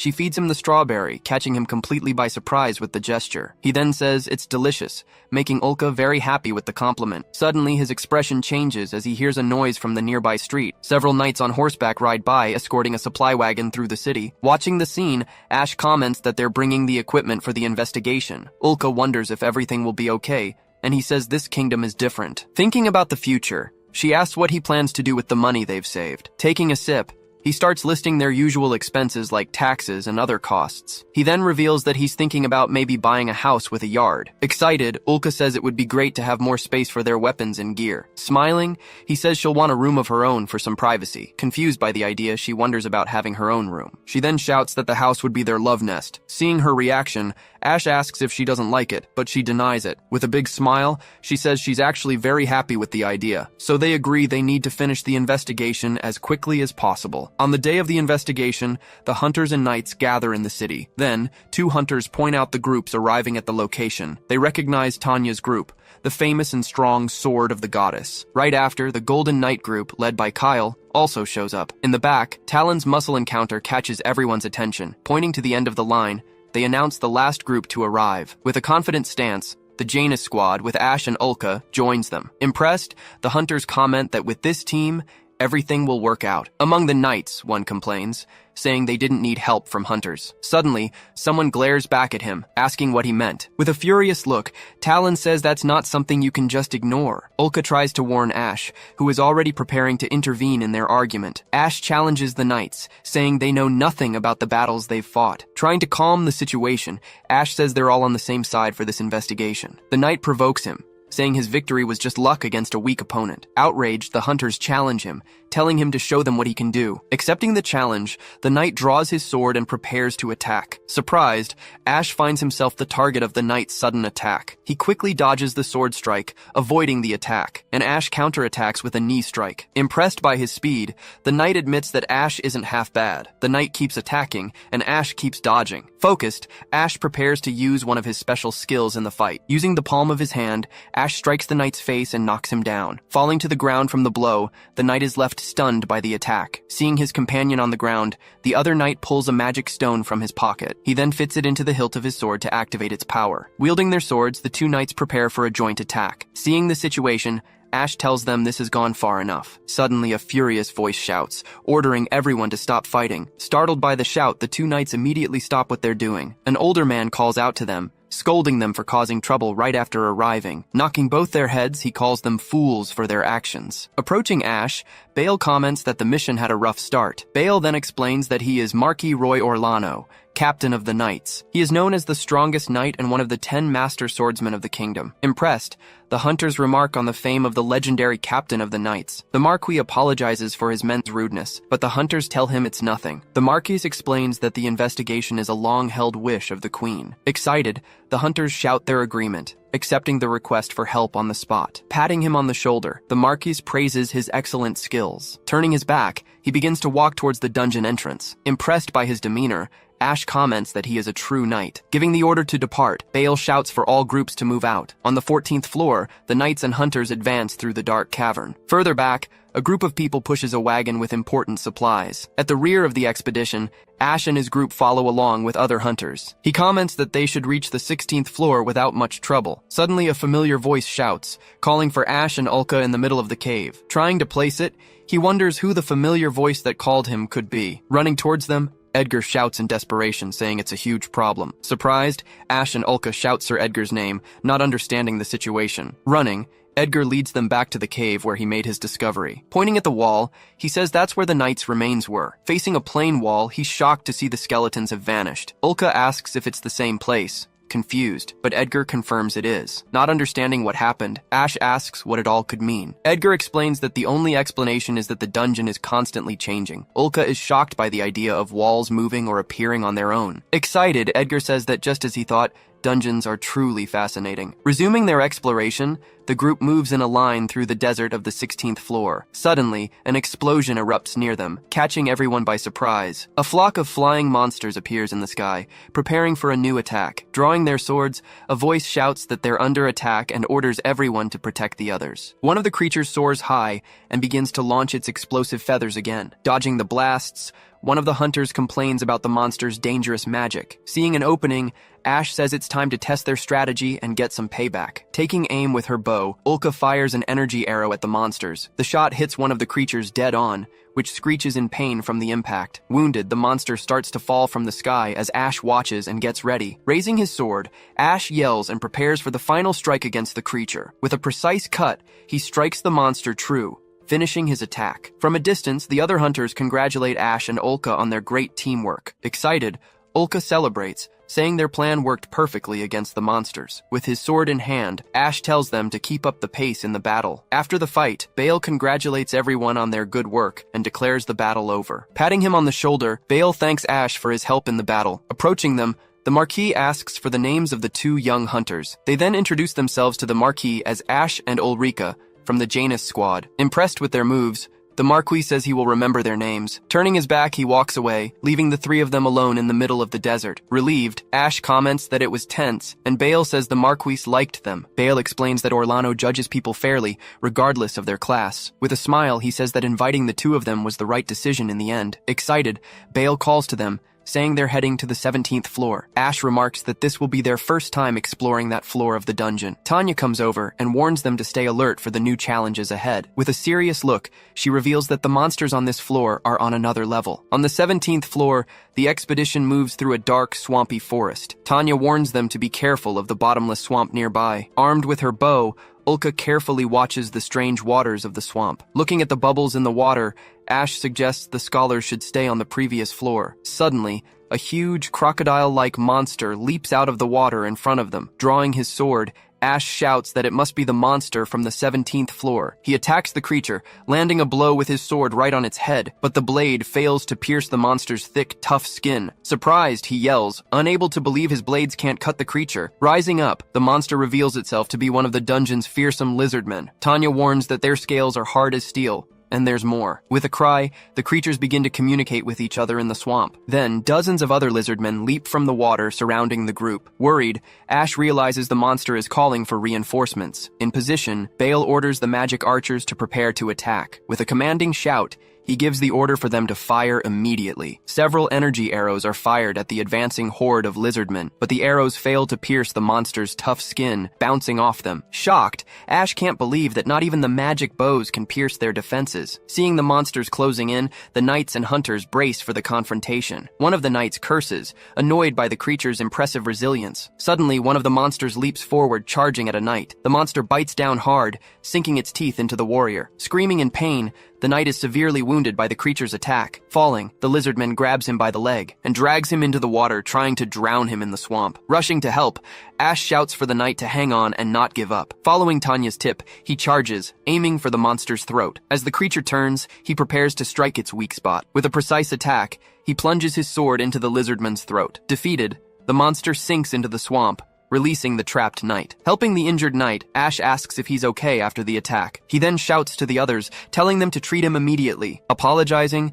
the knight says he didn't know the hunters were so strong. Kneeling before him, Ash prepares to continue the battle against the monsters. Declaring a counterattack, all the elite groups charge into the fight together. Fighting together, the leaders of the hunter groups face the horde of lizardmen. Facing one of the creatures, Ash braces himself for a direct and dangerous confrontation. With its mouth wide open, the monster tries to bite Ash, who defends himself by grabbing it. He realizes the monsters not only have tough scales, but also powerful attacks. Seeing the struggle, the Marquis yells, ordering everyone to retreat immediately. Glancing out of the corner of his eye, Ash hears the order and prepares to fall back. Edgar raises his hand and begins to conjure a powerful elemental spell. With a shout, he unleashes a massive electrical discharge over the entire swamp. The spell hits the water, electrocuting all the monsters within it. The lizardmen are defeated by the attack, falling lifeless into the water. Impressed, Ash remarks that mages are truly terrifying in battle. Exhausted, Edgar says that using high-level magic takes a huge toll on him. The Marquis reassures him,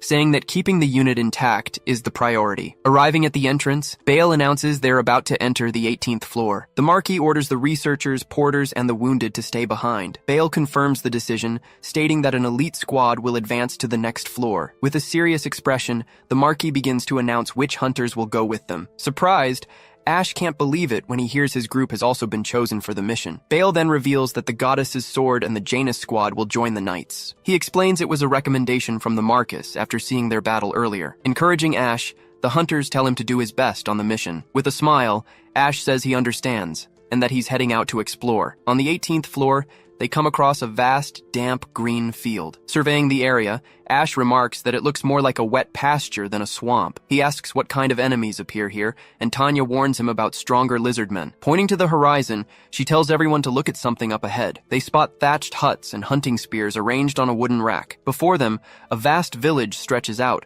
with numerous lizardmen living there. Surprised, they realize it's a settlement, which indicates the monsters are intelligent. Lined up in formation, the lizardmen from the settlement prepare for combat. Tanya explains that the lizardmen on this floor are soldiers, not ordinary monsters. The Marquis says they have no choice. They must get past them to advance. Giving an order, Bale tells Ash and his team to stay back and observe. The Marquis shouts, ordering the magic spear unit to attack at once. Advancing in formation, the knights engage the lizardmen's first line of defense. The kingdom's warriors fight bravely against the surrounding monsters. Suddenly, one of the lizardmen begins to inflate its throat strangely. Then, the creature shoots a fireball at one of the knights. Using his shield, the knight manages to block the attack but is pushed back. Surprised, Ash wonders if what he just saw was magic. Even after blocking, the knight's shield begins to melt from the intense heat. The Marquis remarks that the kingdom's engineering has advanced, holding up for at least one hit. Shouting for them to continue the attack, he announces he will also join the fight. 3 lizardmen leap at him, ready to strike with their sharp weapons. Raising his sword, the Marquis unleashes immense power, preparing for combat. Unleashing his power, the Marquis defeats the 3 monsters in a single blow. Despite the victory, other lizardmen charge toward the Marquis without hesitation. Lifting his sword, he prepares for another round of attacks against the monsters. With a circular motion, he strikes all the surrounding enemies at once. Impressed, Ash and Ulka remark that the Marquis's power is truly incredible. Tanya comments that the greatest swordsman's skill hasn't diminished in the slightest. Excited, Bale shouts that the title of one of the 10 swordsmen is no exaggeration. With an eager look, Ash seems anxious to join the battle as well. Inspired by his leadership, the knights charge forward, shouting to follow Lord Orlano. With a shout, Bale rushes forward and cuts down one of the lizardmen with his sword. Just then, Ash lunges forward and cuts off the head of the monster that was about to attack the hunter. Angered, Bale yells at Ash, saying he ordered him to stay put and not fight. With a smirk on his face, he ignores the order and tells him not to say that. Preparing to attack, Ulka warns that they're not just going to stand by and watch. At that,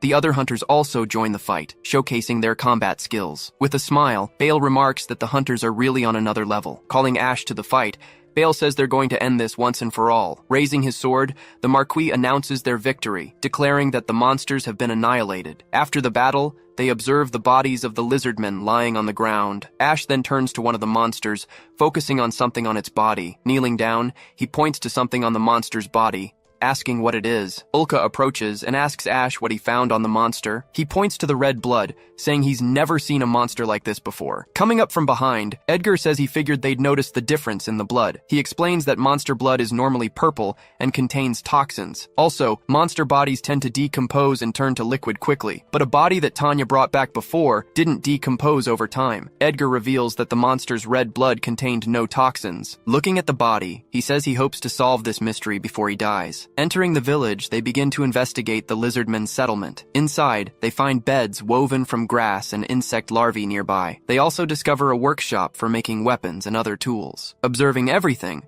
Edgar concludes that they clearly possess high intelligence. Excited, he says they're different and fascinating compared to other monsters. Laughing at his excitement, Ash and Ulka enjoy the funny scene. Suddenly, Bale approaches and calls out to Ash, looking like he has something to say. Holding out a sword, Bale tells Ash to take it before they leave for the mission. Surprised, Ash recognizes the weapon, saying it's the magic sword from long ago. He questions the gift, but Bale tells him to use the sword on the 19th floor. The Marquis explains that everything has been preparation for what they'll face down there. With a confident smile, Ash confirms that he understands and is ready for the challenge. On the 19th floor, they find themselves in a vast green field under a blue sky. In the distance, the Lizardmen settlement appears even larger than before. Huge ranks of Lizardmen soldiers stand ready, awaiting the command to attack. Impressed by their numbers, Ash estimates there are at least 200 of them ahead. The monsters begin to communicate with strange sounds, seemingly organizing for battle. Then, everyone's attention turns to the largest hut in the center of the camp. From the darkness of the hut,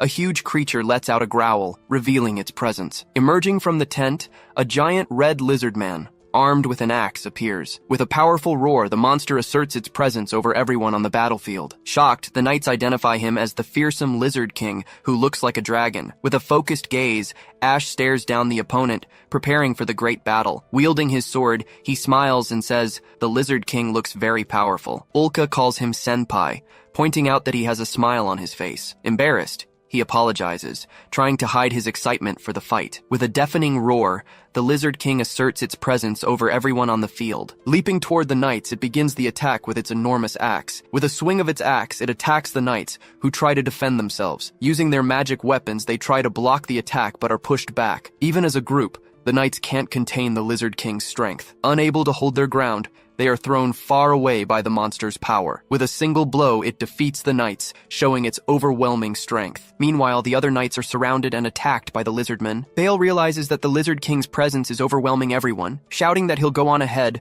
the Marquis charges forward to face the Lizard King. The Lizard King attacks with its axe, but the Marquis bravely defends against it. The sword and axe clash, showcasing their incredible strength. Parrying the attack, the Marquis manages to block the blade with his own sword. Then, he releases a slash of green energy, pushing the Lizard King back. Wielding his sword, Roy Orlano charges full force at the Lizard King. Meanwhile, Ash and Ulka fight the other Lizardmen at the back. Ash laments, saying he wants to help, but there are too many enemies in the way. He concludes that the Lizard King will have to be left to the knights. With that, the two of them advance together to defeat the monsters behind them. Suddenly, two Lizardmen with glowing throats appear in front of them. They shoot fireballs, but Ash and Ulka dodge and continue their attack. With a swing of his magic sword, Ash cuts down several monsters at once. Stopping in front of one of them, Ash prepares for a direct attack. The monster then fires a fireball right at Ash. Dodging the fire, he finishes off the Lizard Man and uses its body as a shield to block the incoming attacks. With a powerful kick, he sends the creature's body flying across the field. Readying his magic sword,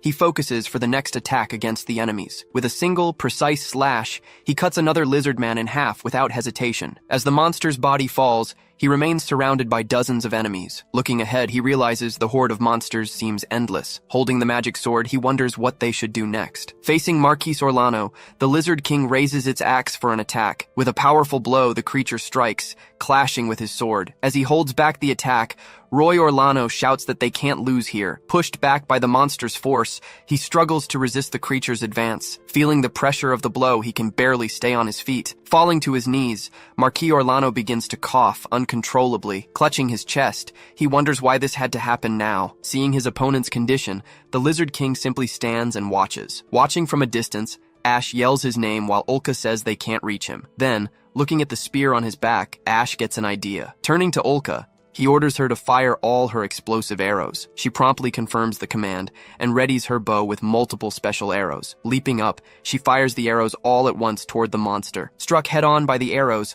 the Lizard King is caught in the midst of the explosion. Yelling for the monster to take it, Ash prepares and hurls the spear with all his might. Taking advantage of the distraction, he launches the weapon toward the great Lizard King. Hitting the monster squarely, the spear explodes on direct impact with its back. Despite the blow, the Lizard King just turns its head, showing no damage. Ulka yells that the attack didn't work, but Ash replies that it doesn't matter. He explains that they are intelligent creatures and will understand what he's about to do. With a flick of his finger, he taunts the monster to come at him, his signal reflected in the creature's eye. The provocation succeeds. Enraged by the gesture, the Lizard King starts running toward them. Seeing its approach, Ash says they'll make the monster come to them to fight. Nearby, Sir Edgar helps the Marquis, who says Ash saved him. Roy Orlano then tells Edgar that this is the perfect moment to act. With a swift advance, the Lizard King tries to strike Ash with its axe. Ash manages to counter the blow with his sword. With difficulty, he realizes that not even the magic sword can cut the monster. Staring at Ash,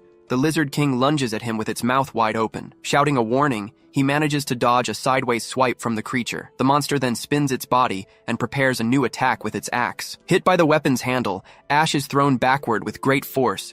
He quickly gets up from the ground, looking at the situation from afar. Hearing his name being shouted, Ash turns toward the call. Telling him to fall back, Sir Edgar begins to prepare a fire spell. With a determined look, he shouts that this ends now. He then fires a fireball at the Great Lizard King. Hitting the monster squarely, the magic causes a huge explosion. Beside him, Roy Orlano asks the monster what it thought of the attack. But as the smoke clears, the creature is still standing in the same spot. Lying on the ground, Sir Edgar laments that the attack wasn't enough to defeat it. Seizing the opportunity, Ash leaps onto the monster's back and raises his sword. Using all his strength, he plunges the blade into the back of the creature's neck. Thrown to the ground, Ash is pinned down as the Lizard King roars victoriously. Looking back, he sees that his magic sword has shattered in two. Shouting for Ash to catch, Roy Orlano throws his own sword toward him. Grabbing the new weapon in mid-air, Ash braces himself for a counterattack. Meanwhile, Roy Orlano yells that his sword is the wind itself. Preparing for the final blow, he faces the monster as the Marquis orders him to slice it in two. With a great cry of effort,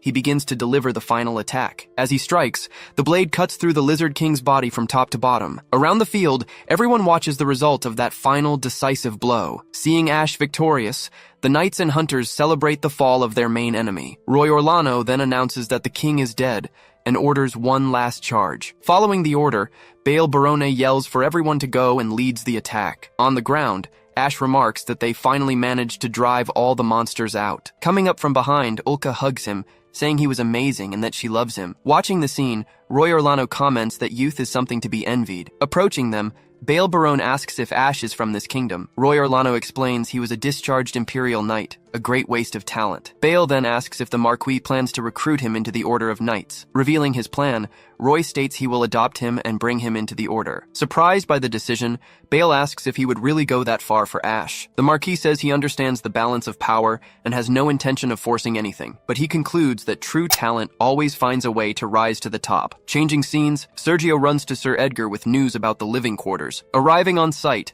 Sir Edgar and his team are met with an unexpected scene. Before them, they find a nest containing 3 lizard eggs. Surprised by the discovery, Sergio remarks that lizardmen lay eggs, unlike other monsters. According to current theory, monsters usually spawn spontaneously in dungeons. Analyzing the situation, Sir Edgar realizes this could be a revolutionary discovery. Changing scenes, Roy Orlano orders them to prioritize the injured before advancing. Approaching the Marquis, Ash calls him over to talk for a moment. Handing back the sword, he thanks him, saying the weapon managed to save his life. Roy praises his strike, but Ash points out that he saw him clutching his chest. Revealing the problem, he explains he has a heart condition that sometimes immobilizes him. He jokes that it's a bit of a joke for a captain, but Ash scolds him. Sitting beside him, Ash receives a potion and thanks the person who handed it to him. Roy then asks if he has something against nobles, and Ash confirms his past experiences. Warning him about the future, he says his deeds will attract marriage proposals. As he drinks the potion, Ash hears the Marquis say he needs to confirm something. Looking at him seriously, Roy asks if Ash wants to be a noble or a hunter. After hearing the question, Ash stares at the Marquis in silence for a moment. Answering the Marquis, Ash says he understands the meaning and honor of the offer. Remembering Ulka, he reveals there's already a woman in his life. He states that he could never accept a marriage arranged by someone else. Roy then asks if he stands by his decision, even though the kingdom practices polygamy. With a brief memory of Rafi,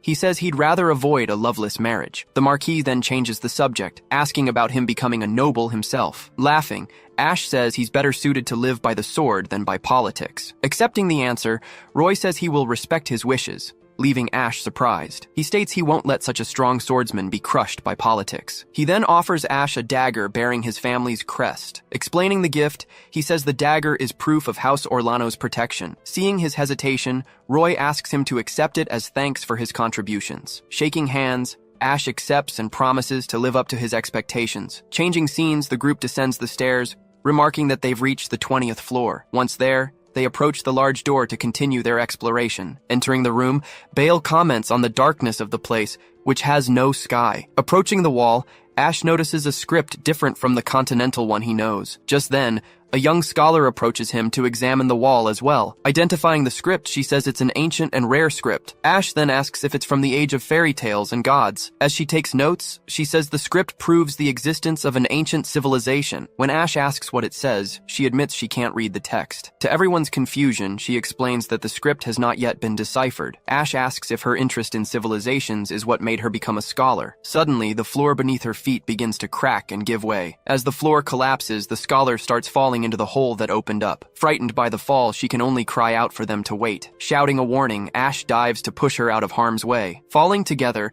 the two hit the ground hard as everything crumbles around them. On the ground, he asks if she's okay, and she thanks him for protecting her. Responding to Ulrika's shout, Ash lets her know that they are both fine. Looking at a structure on the wall, he asks if they are between floors. Up above, a worried Sir Edgar asks what happened and if Ash is safe. Shouting back, the scholar informs the director that it might be an artifact. As Sir Edgar rappels down, the scholar points to the discovery. Now reunited, the three of them observe the enormous structure in front of them. Ash asks if it's a magical tool, but the director corrects him. Believing he knows what to do, Sir Edgar approaches and activates the mechanism. On the floor above, the ground begins to shake, startling the others. Suddenly, a bright light illuminates the area, surprising Bale, Roy, and Ulrika. The light then reveals a large modern room in place of the dungeon. Down below, Sir Edgar concludes that it was the activation device. Carrying the scholar, Ash comments that the place looks like a theater entrance. Before them, a panel displays several drawings of animals and some strange symbols. Touching the screen,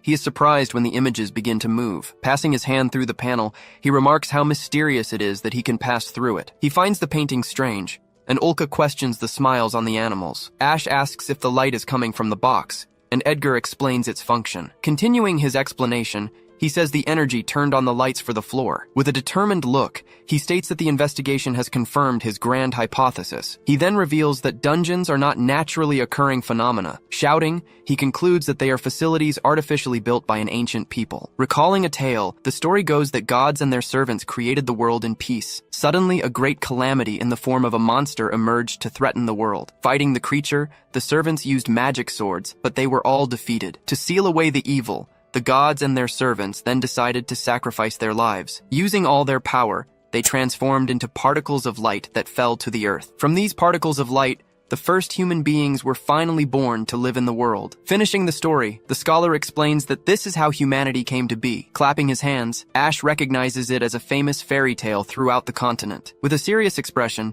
Sir Edgar says he personally doesn't believe in gods. He questions why an omnipotent creator would need to die to stop the great calamity. He then claims the story is just a narrative crafted by the Church of the Divine. Surprised by the revelation, Ash repeats the name of the famous Church of the Divine. As the religion of the Kingdom of Arlon, the Church is a major northern power. Edgar explains that they twisted the ancient tales to suit their doctrine. Even so, Ulka points out that the magic swords from the story actually exist in the world. Sir Edgar agrees there are many overlaps with reality, beyond just the swords. Stating his theory, he says an advanced civilization existed, but they weren't gods. He then concludes that the ancients were probably humans like them, not divine beings. Shocked, Ash and Ulrika say they had never considered that possibility before, but Edgar warns that it's just a hypothesis, the main theory in their research. Interrupting the conversation, Sergio appears, shouting for them to drop the subject immediately. Unfazed, Edgar asks what happened, while Ulka just comments that she knew it. Returning to the main topic,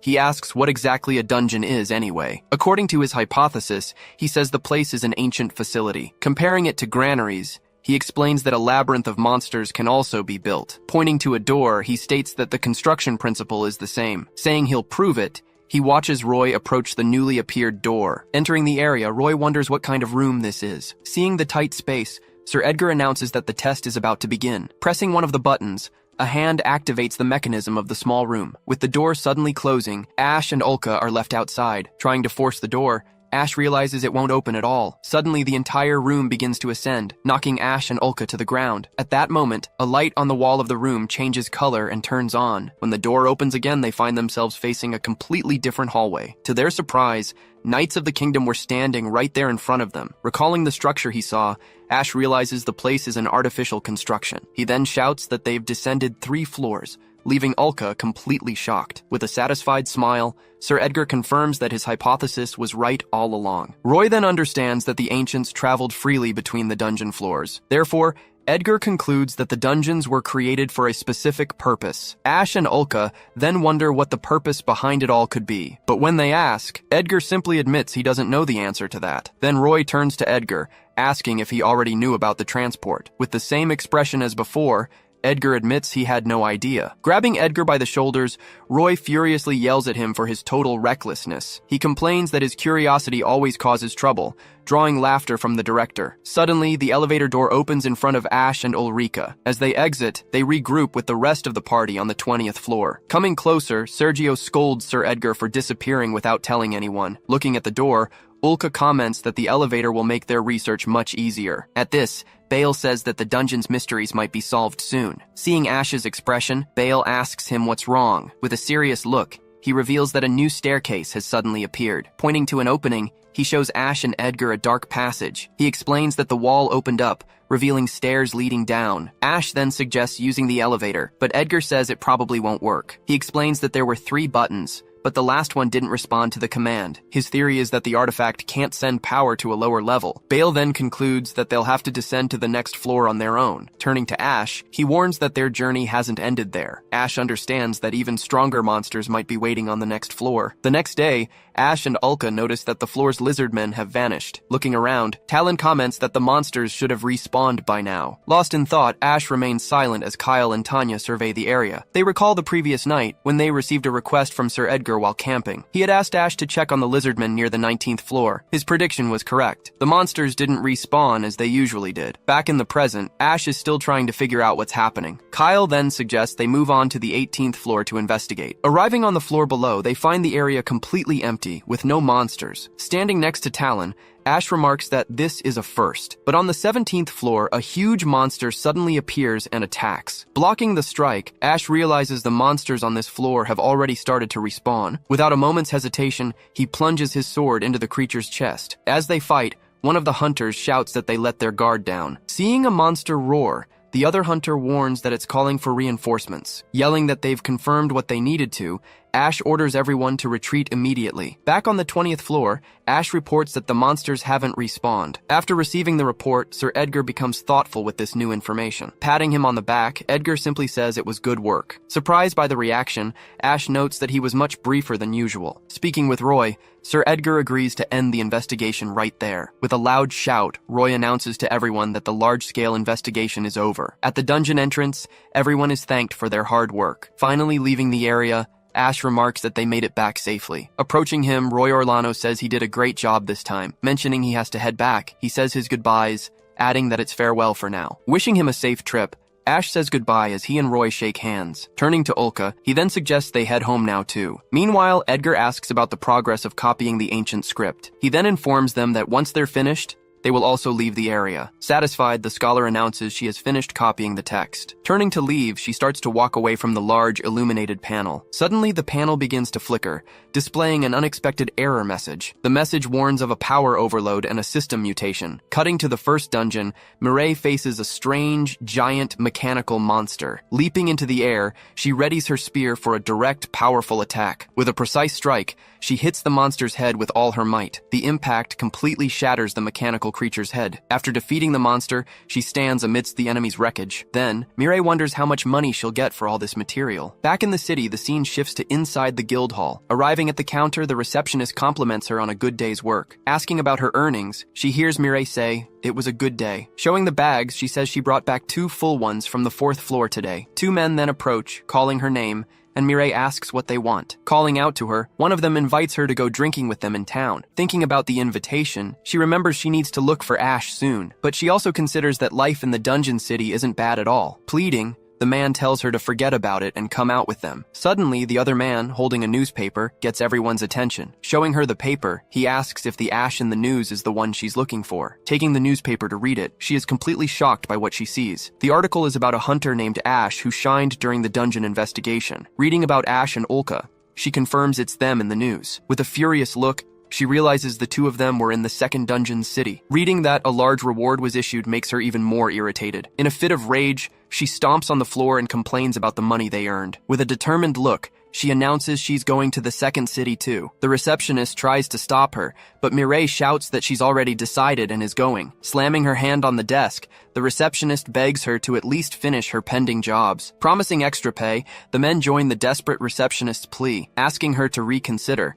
The receptionist insists that Mireille take the jobs. Celebrating her decision, the receptionist says that now things will finally get done. Slamming her spear on the table, she warns that she'll finish everything very quickly. Now on the 5th floor, she braces herself for the tough monsters there. Suddenly, she sees an energy attack coming toward her down the hall. Just then, she finds a child surrounded by monsters, desperately crying for help. Trembling with fear, the child freezes as the monsters close in. Mireille realizes it's just a child, and the situation is very strange. Seeing the mechanical monsters approaching, the child starts screaming in terror. Raising her hands, she yells for the monsters to stay away. Suddenly, an electric discharge shoots from her hands, hitting one of the monsters. Surprised by the scene, Mireille wonders if what she saw was magic. After the attack, the creature hit by the magic stops moving completely. She then remarks that she's never seen anything like this happen in a dungeon before. But soon after, the monster and the others start moving normally again. Seeing them approach, the child again pleads for someone to help her. Without a second thought, Mireille prepares to jump into action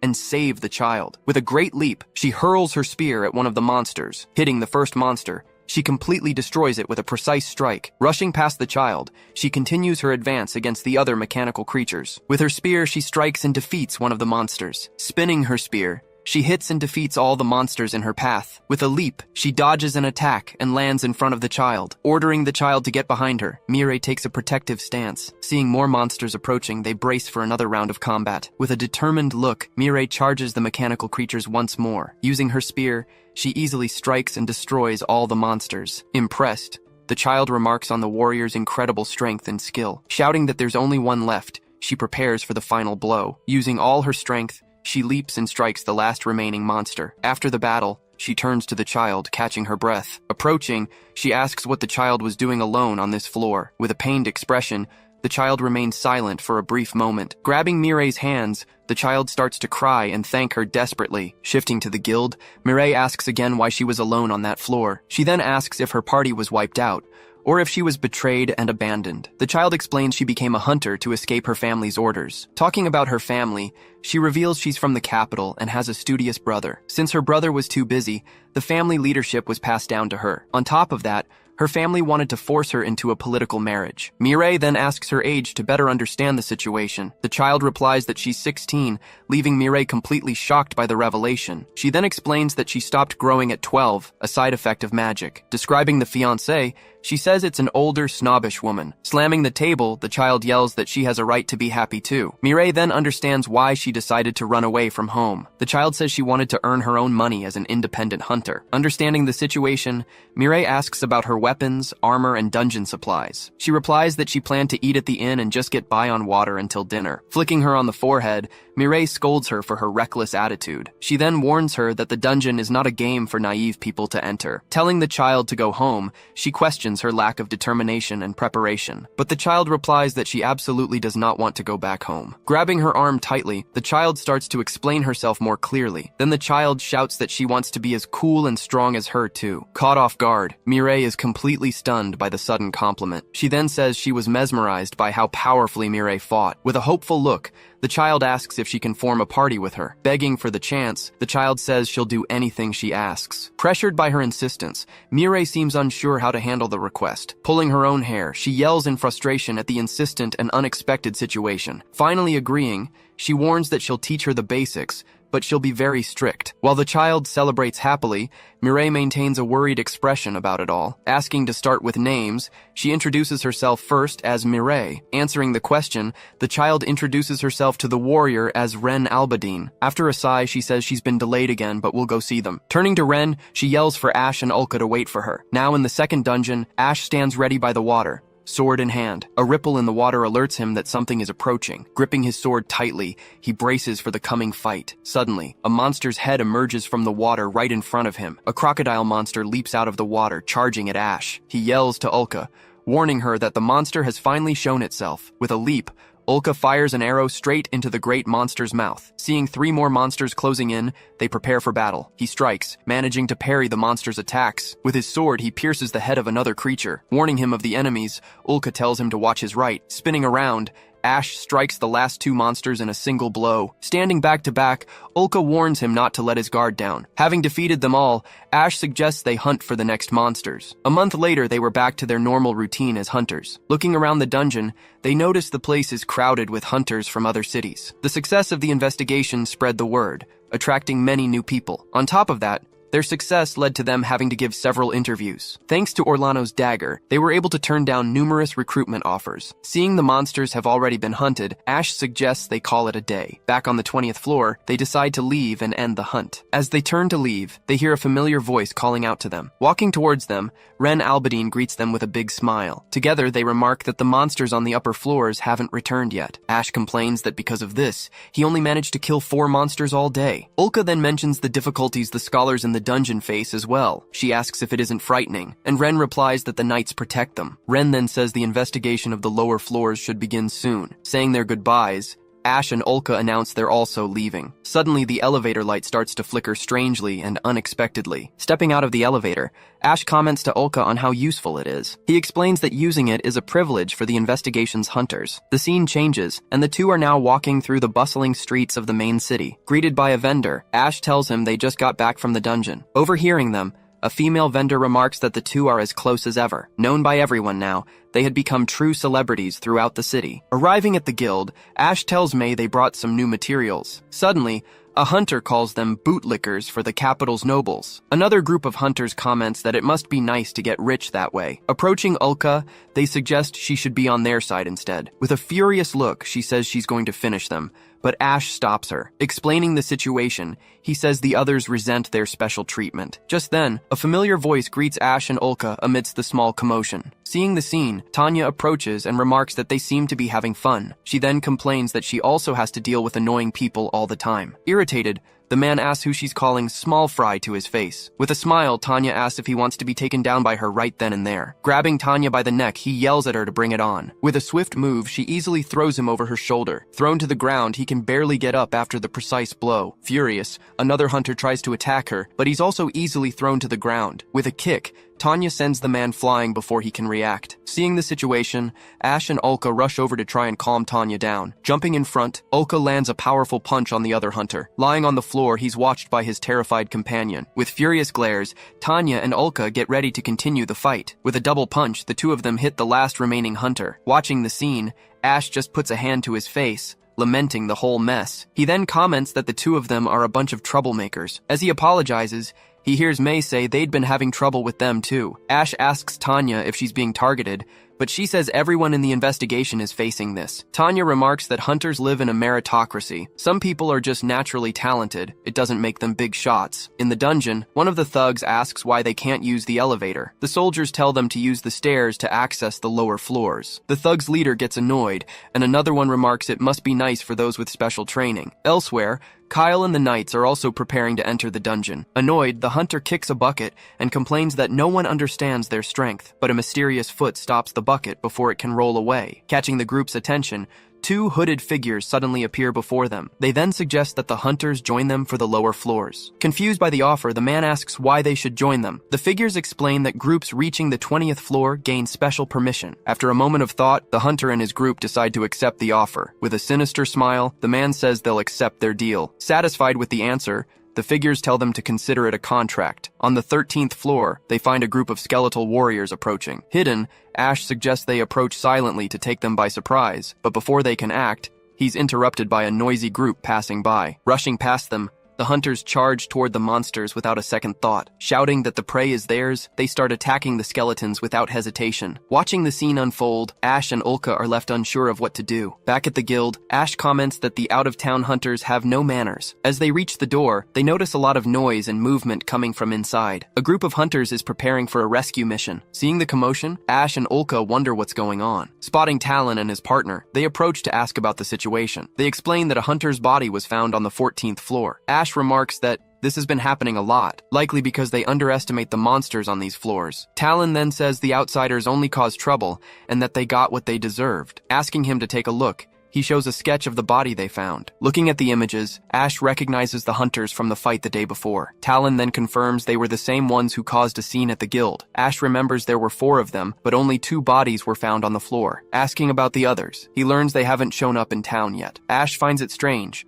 since the terrain on that floor should have left traces of the bodies. Trying not to overthink it, he's comforted by the hunters beside him. As they're about to leave, Ash and Ulka say their goodbyes to head back. But before they go, May calls them over for a quick chat. She asks about the trouble they've had with other guilds and hunters. After hearing their answer, she says she has a solution. With a smile, she announces the issuance of special tags for exclusive hunters. Confused, Ash asks if it's different from the hunter licenses they already use. Explaining their function, she says the tags serve as special identification. This would make it easier for them to turn down unwanted invitations from other guilds. To get them issued, she says they need an interview with the chief right now. May informs them that the branch chief is in the office at this very moment. Ulka asks if that isn't normal, but May explains he rarely shows up. Agreeing to the interview, Ash and Ulka are led to the room. Knocking on the door, May announces their arrival to the branch chief. With permission to enter, May opens the door and they step inside. Thanking them for coming, a woman greets them from inside the large office. With a smile, she introduces herself as Aurora,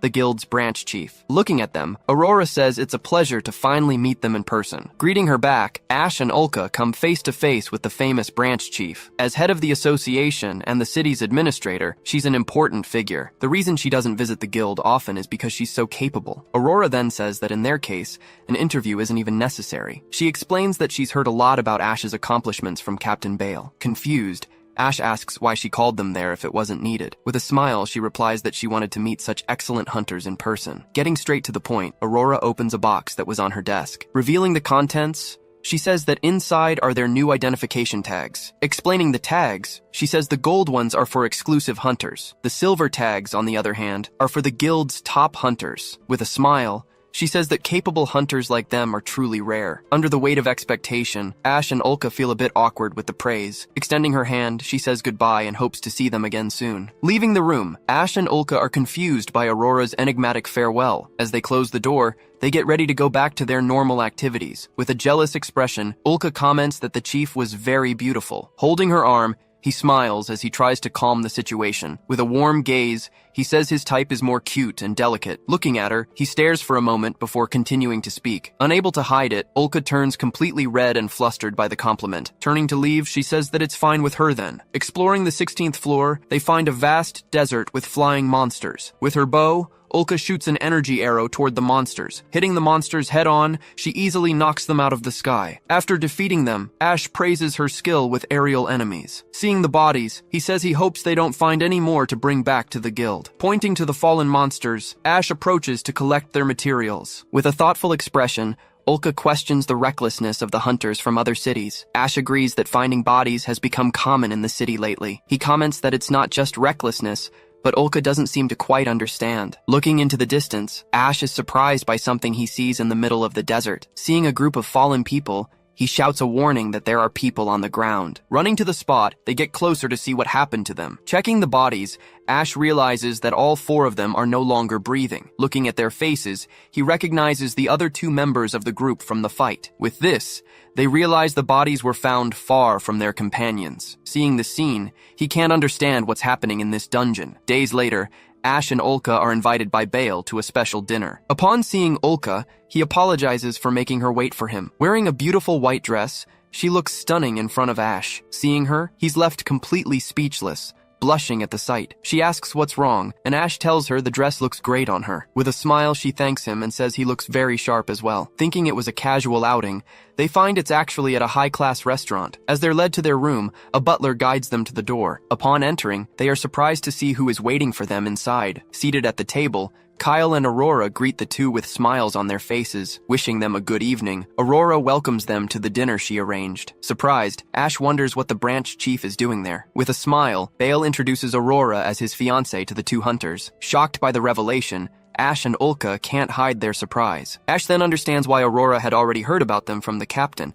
Aurora then says that Bale talks so much about Ash that she even gets jealous. With a laugh, Bale suggests they start dinner with a special toast. At the table, Bale shares that he grew up in an orphanage in that very city. Surprised, Ash comments on how incredible it is that he became a division chief. Bale explains that his father recommended Aurora for her great talent with the nobles. While they were working together, Bale reveals he was the one who proposed to her. With a smile, Ash and Olka remark how well the two of them fit together. Olka asks if the work at the association isn't difficult because of the others. Aurora says she feels bad about the problems with hunters from other cities. Ash agrees, saying the death cases in the dungeon are very strange. He questions if people would really enter the lower floors so carelessly. Agreeing with the strangeness, Bale becomes thoughtful about the dungeon's current situation. He then announces he will increase the number of nights in the dungeon tomorrow. Once outside, Bale calls Ash over for a private chat. He says he has already spoken with his favorite jewelry store about Ash's request. Bale asks if Ash got her size, and he nods in confirmation. Seeing this,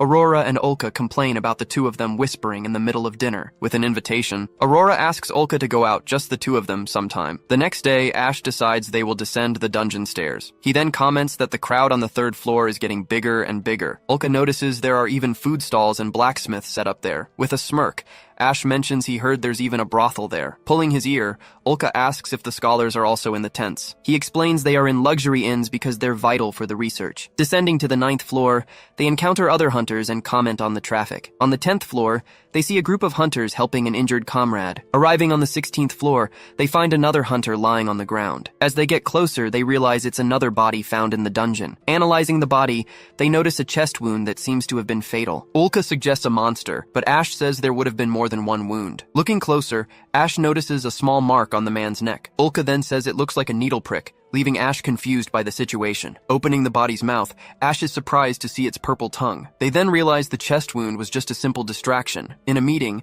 they discuss the possibility that a poisoning occurred. Ash explains that the toxin is made from a plant called the purple moonflower. Kyle praises him for knowing so much, and Ash says he's seen a similar case. Bale then comments that the flower is on the kingdom's list of prohibited imports. With a serious look, Ash says it wasn't an accidental death but a murder. Seeing everyone's reaction, they are shocked by the grave accusation. Furious, Tanya says that it must be a man-eater operating in the dungeon. Confused by the term, Ash listens as Talon explains it's a criminal who robs hunters. Kyle then says the dungeon is an easy place to commit crimes and get away. He also notes that this aligns with the deaths on the lower floors, but May points out that none of the bodies found had their equipment stolen. Ash asks if the last victim is the only one killed by this so-called man-eater. May says they can't be sure, as it could be someone who kills for pleasure. Ash agrees to investigate, and Bale takes the opportunity to make a special request. With a serious look, he asks Ash and Olka to patrol the dungeon. He explains they are short on nights for patrol duty at the moment. Bale then says he trusts them both,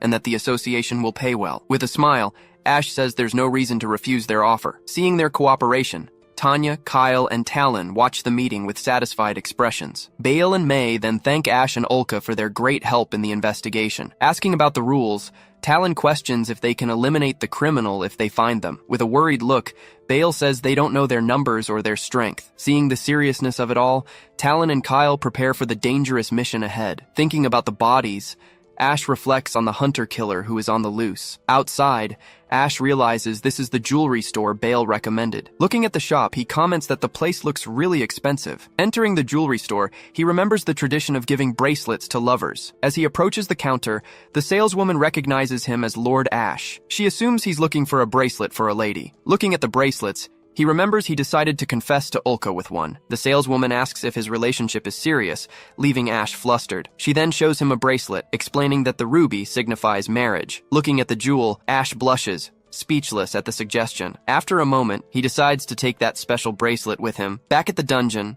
Ash and Olka prepare for another patrol. Meeting the knights, he tells them he'll be joining them again today. At Bale's request, they've been patrolling the dungeon alongside the Knight Order. After being greeted, Ash asks if anything new has happened in the dungeon today. The hunter replies that there's nothing out of the ordinary, and Ash thanks him. A knight then comments that Ash's presence is a great help with the investigations. Suddenly they hear something and stop to see what's happening. Running toward them, two hunters desperately cry out to the knights for help. As they get close, a knight asks what happened, and the hunter points ahead. Terrified, he says the killer was murdering someone right in the middle of the passage. The knight grabs him and asks if the killer is still further inside. Without wasting a moment, they start running in the direction the hunter indicated. As they round the corridor, they spot a figure standing beside a body. Sword in hand, the mysterious figure has its back to a fallen body. A strange substance drips from its mouth onto the floor. Turning to face them, the figure reveals a completely inhuman and terrifying appearance. Shocked by the sight, Ash freezes, unsure how to react. Moving forward, a knight yells that he's under arrest,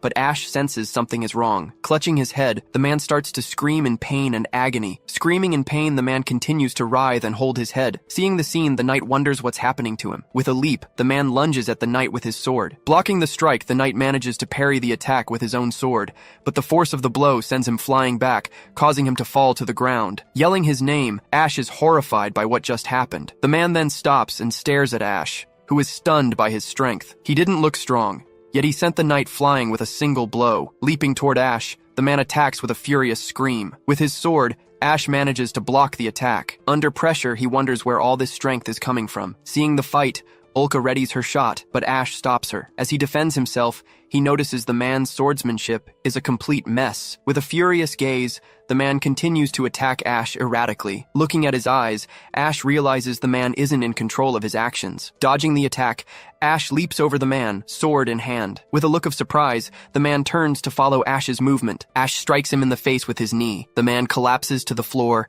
knocked out cold. Seeing the unconscious man, Ash says he has no idea what's going on. As the knights tie him up, Ash watches with a confused expression. A knight suggests taking him to headquarters to get his story, but before they can leave, the knight is startled by something behind them. The other hunter gets up, saying it wasn't his fault. With expressions of dread, Ash and the knight look at the hunter. Clutching his head, he starts attacking Ash wildly. Blocking the blow, Ash realizes he's also incredibly strong and out of control. Seeing the fight, Ulka furiously yells for them to stop. With a swift kick, she slams her foot into the hunter's face. Sent flying back, he hits the ground and is knocked unconscious. With a smile, Ulka says that should settle things for now. The next day, the captured man swears he remembers nothing. Questioned by the knight, he confirms he remembers entering the dungeon. In despair, he says he would never kill his friend of 10 years. Observing the interrogation, Ash and Ulka stand silently outside the room. Updating Bale, the knight reports that the suspects weren't carrying any poison. Bale then says the other suspect also doesn't remember what happened. Completely lost, Ash says the story makes no sense. Ulka wonders why the killer has only started appearing in the dungeon now. She recalls that until then, only bodies were being found the next day. As soon as the knights started investigating, the suspects began to magically appear. From this, Ash suggests the culprit wants the crimes to be discovered. Bale then theorizes that a mastermind could be driving other hunters mad and using them. Ash comments that it's an elaborate plan and the motive isn't money. Bale then reveals that the Rosebell Kingdom is seen as a threat by everyone. Ash asks if the goal is to sabotage the kingdom's economic growth. Pointing to the map, Bale says the country that sees them as the biggest threat is Arlon. The kingdom of Arlon follows a divine faith and views Rosebell as an enemy. Ash says a single flower isn't enough to link them to the neighboring kingdom. With a serious look, Bale declares that this is a deliberate attack against the entire kingdom. Bale explains that all entries are managed, but no suspects have been registered. Ulka then suggests that the culprit might have been hiding in the dungeon all along, but Ash says there's no record of that, which further complicates things. Bale suggests asking Marquis Orlano for help, since the case is so complex. As time passes, the investigation continues with no leads or concrete progress. Walking through the dungeon, Ash complains that they haven't found a single clue about the case. Suddenly, he sees a hunter being approached by a scantily clad woman. She gets close and offers him a good deal inside the dungeon. Seeing this, Ash and Ulka move in to see what's happening. The woman shows them photos of the men who fought and were found later. She then explains that they were also approached by a duo in the dungeon. According to the woman, it was a man and a woman, both very young and suspicious looking. Shocked, Ash and Ulka look at each other, realizing they have a new and important lead. Angrily, Bale realizes they've overlooked a blind spot in the investigation. The records for hunters and people from the pleasure districts are kept completely separate. Ash deduces that a skilled person could disguise themselves and pass as a hunter. Bale then realizes they got stuck on the idea that the culprit had to be a fighter. With a smile, Ash says that at least they've finally made some progress. With a determined look, Bale prepares to put the next plan into action. Outside, the knights take their positions in the southern district, where the brothels are located. Bale explains that the dungeon prostitutes are dispatched from that same area. A knight arrives, reporting that the troops are ready for action. With a shout, Bale orders all units to begin sweeping the area. Watching the scene, Ulka wonders if they'll be able to catch the culprit. With a thoughtful expression, Ash gets Ulka's attention to talk to her. He reminds her that, according to Bale, the culprit wants to sabotage the dungeon's exploration. Ulka then says she doesn't think killing a few hunters would cause that much damage. Ash agrees, and questions why they aren't attacking high-ranking targets. Suddenly, he realizes something and turns to face Ulka with a shocked look. With a look of astonishment, he yells that the real targets are the scholars. Explaining to Ulka, he says that the scholars are the brains of the entire kingdom, but she reminds him that the scholars have their own knight escorts for protection. Ash then says the crimes in the dungeon were just a diversion to draw their attention away. Realizing the trap, he says the search in the brothels is part of the plan. He then screams in desperation, realizing the entire district is a giant trap. Suddenly, a massive explosion rocks the middle of the city's southern district. Startled by the noise, the knights receive orders to go and help at the scene. Seeing the movement, Ash yells that it's all just a big distraction. He tells Ulka they need to get to the central district immediately. As they run, Ulka worries about Ren, but Ash vows to capture them alive. With a determined look, he concludes that the objective is to kidnap the scholars. As they get closer, he remembers that the scholars hold all the knowledge about the dungeons. Ulka then comments that losing that knowledge would be a huge blow to the kingdom. Arriving at the location, they find the inn's door wide open and damaged. Rushing inside, they fear the worst has already happened to everyone. Entering the inn, they find several knights fallen and wounded on the floor. With a shocked look, Ash worries about the fate of the scholars inside. Coming down the stairs, a mysterious figure walks silently towards them. Standing on the stairs, the scholars seem to be in a total trance. Ash then realizes they have the same appearance as the dungeon assassins. Looking at Ash and Ulka, a hooded figure comments that there are still some left. Carrying Ren on their back, the pair prepares to face the two hunters. Seeing Ren being carried, Ash and Ulka brace themselves for the coming battle. Shouting her name, Ash asks what they plan to do with everyone. Saying they don't need to hide, the figures remove their hoods and reveal themselves. The man then suggests they finish off the others left in the place. Seeing the pair, Ash realizes they are the masterminds behind everything. With their weapons in hand, Ash and Ulka warn them that they won't go easy. With a smirk, the man says the hunters of this kingdom are idiots. With a smile, the man says he's going to show them something really good now. Just then, an energy attack is fired, hitting Ash with an intense flash of light. Feeling the impact, he's paralyzed. Unable to move for a moment. Falling to his knees, he props himself up to keep from passing out. The man then asks what he thought of his powerful magic. Clutching his head, Ash still feels the effects of the mysterious attack he took. Even in pain, he turns and asks Ulka if she's okay. Her body trembling, she also seems to have been hit by the same attack. Making a gesture with his hand, the man beckons her to come to him. Shouting for her, Ash watches as she starts walking towards the enemy. Getting closer, the man approaches and whispers a command directly to her. Without responding, Ulka just stands there as Ash desperately calls her name. Reaching for her back, she draws her weapon. With a smile on his face, the man orders her to attack.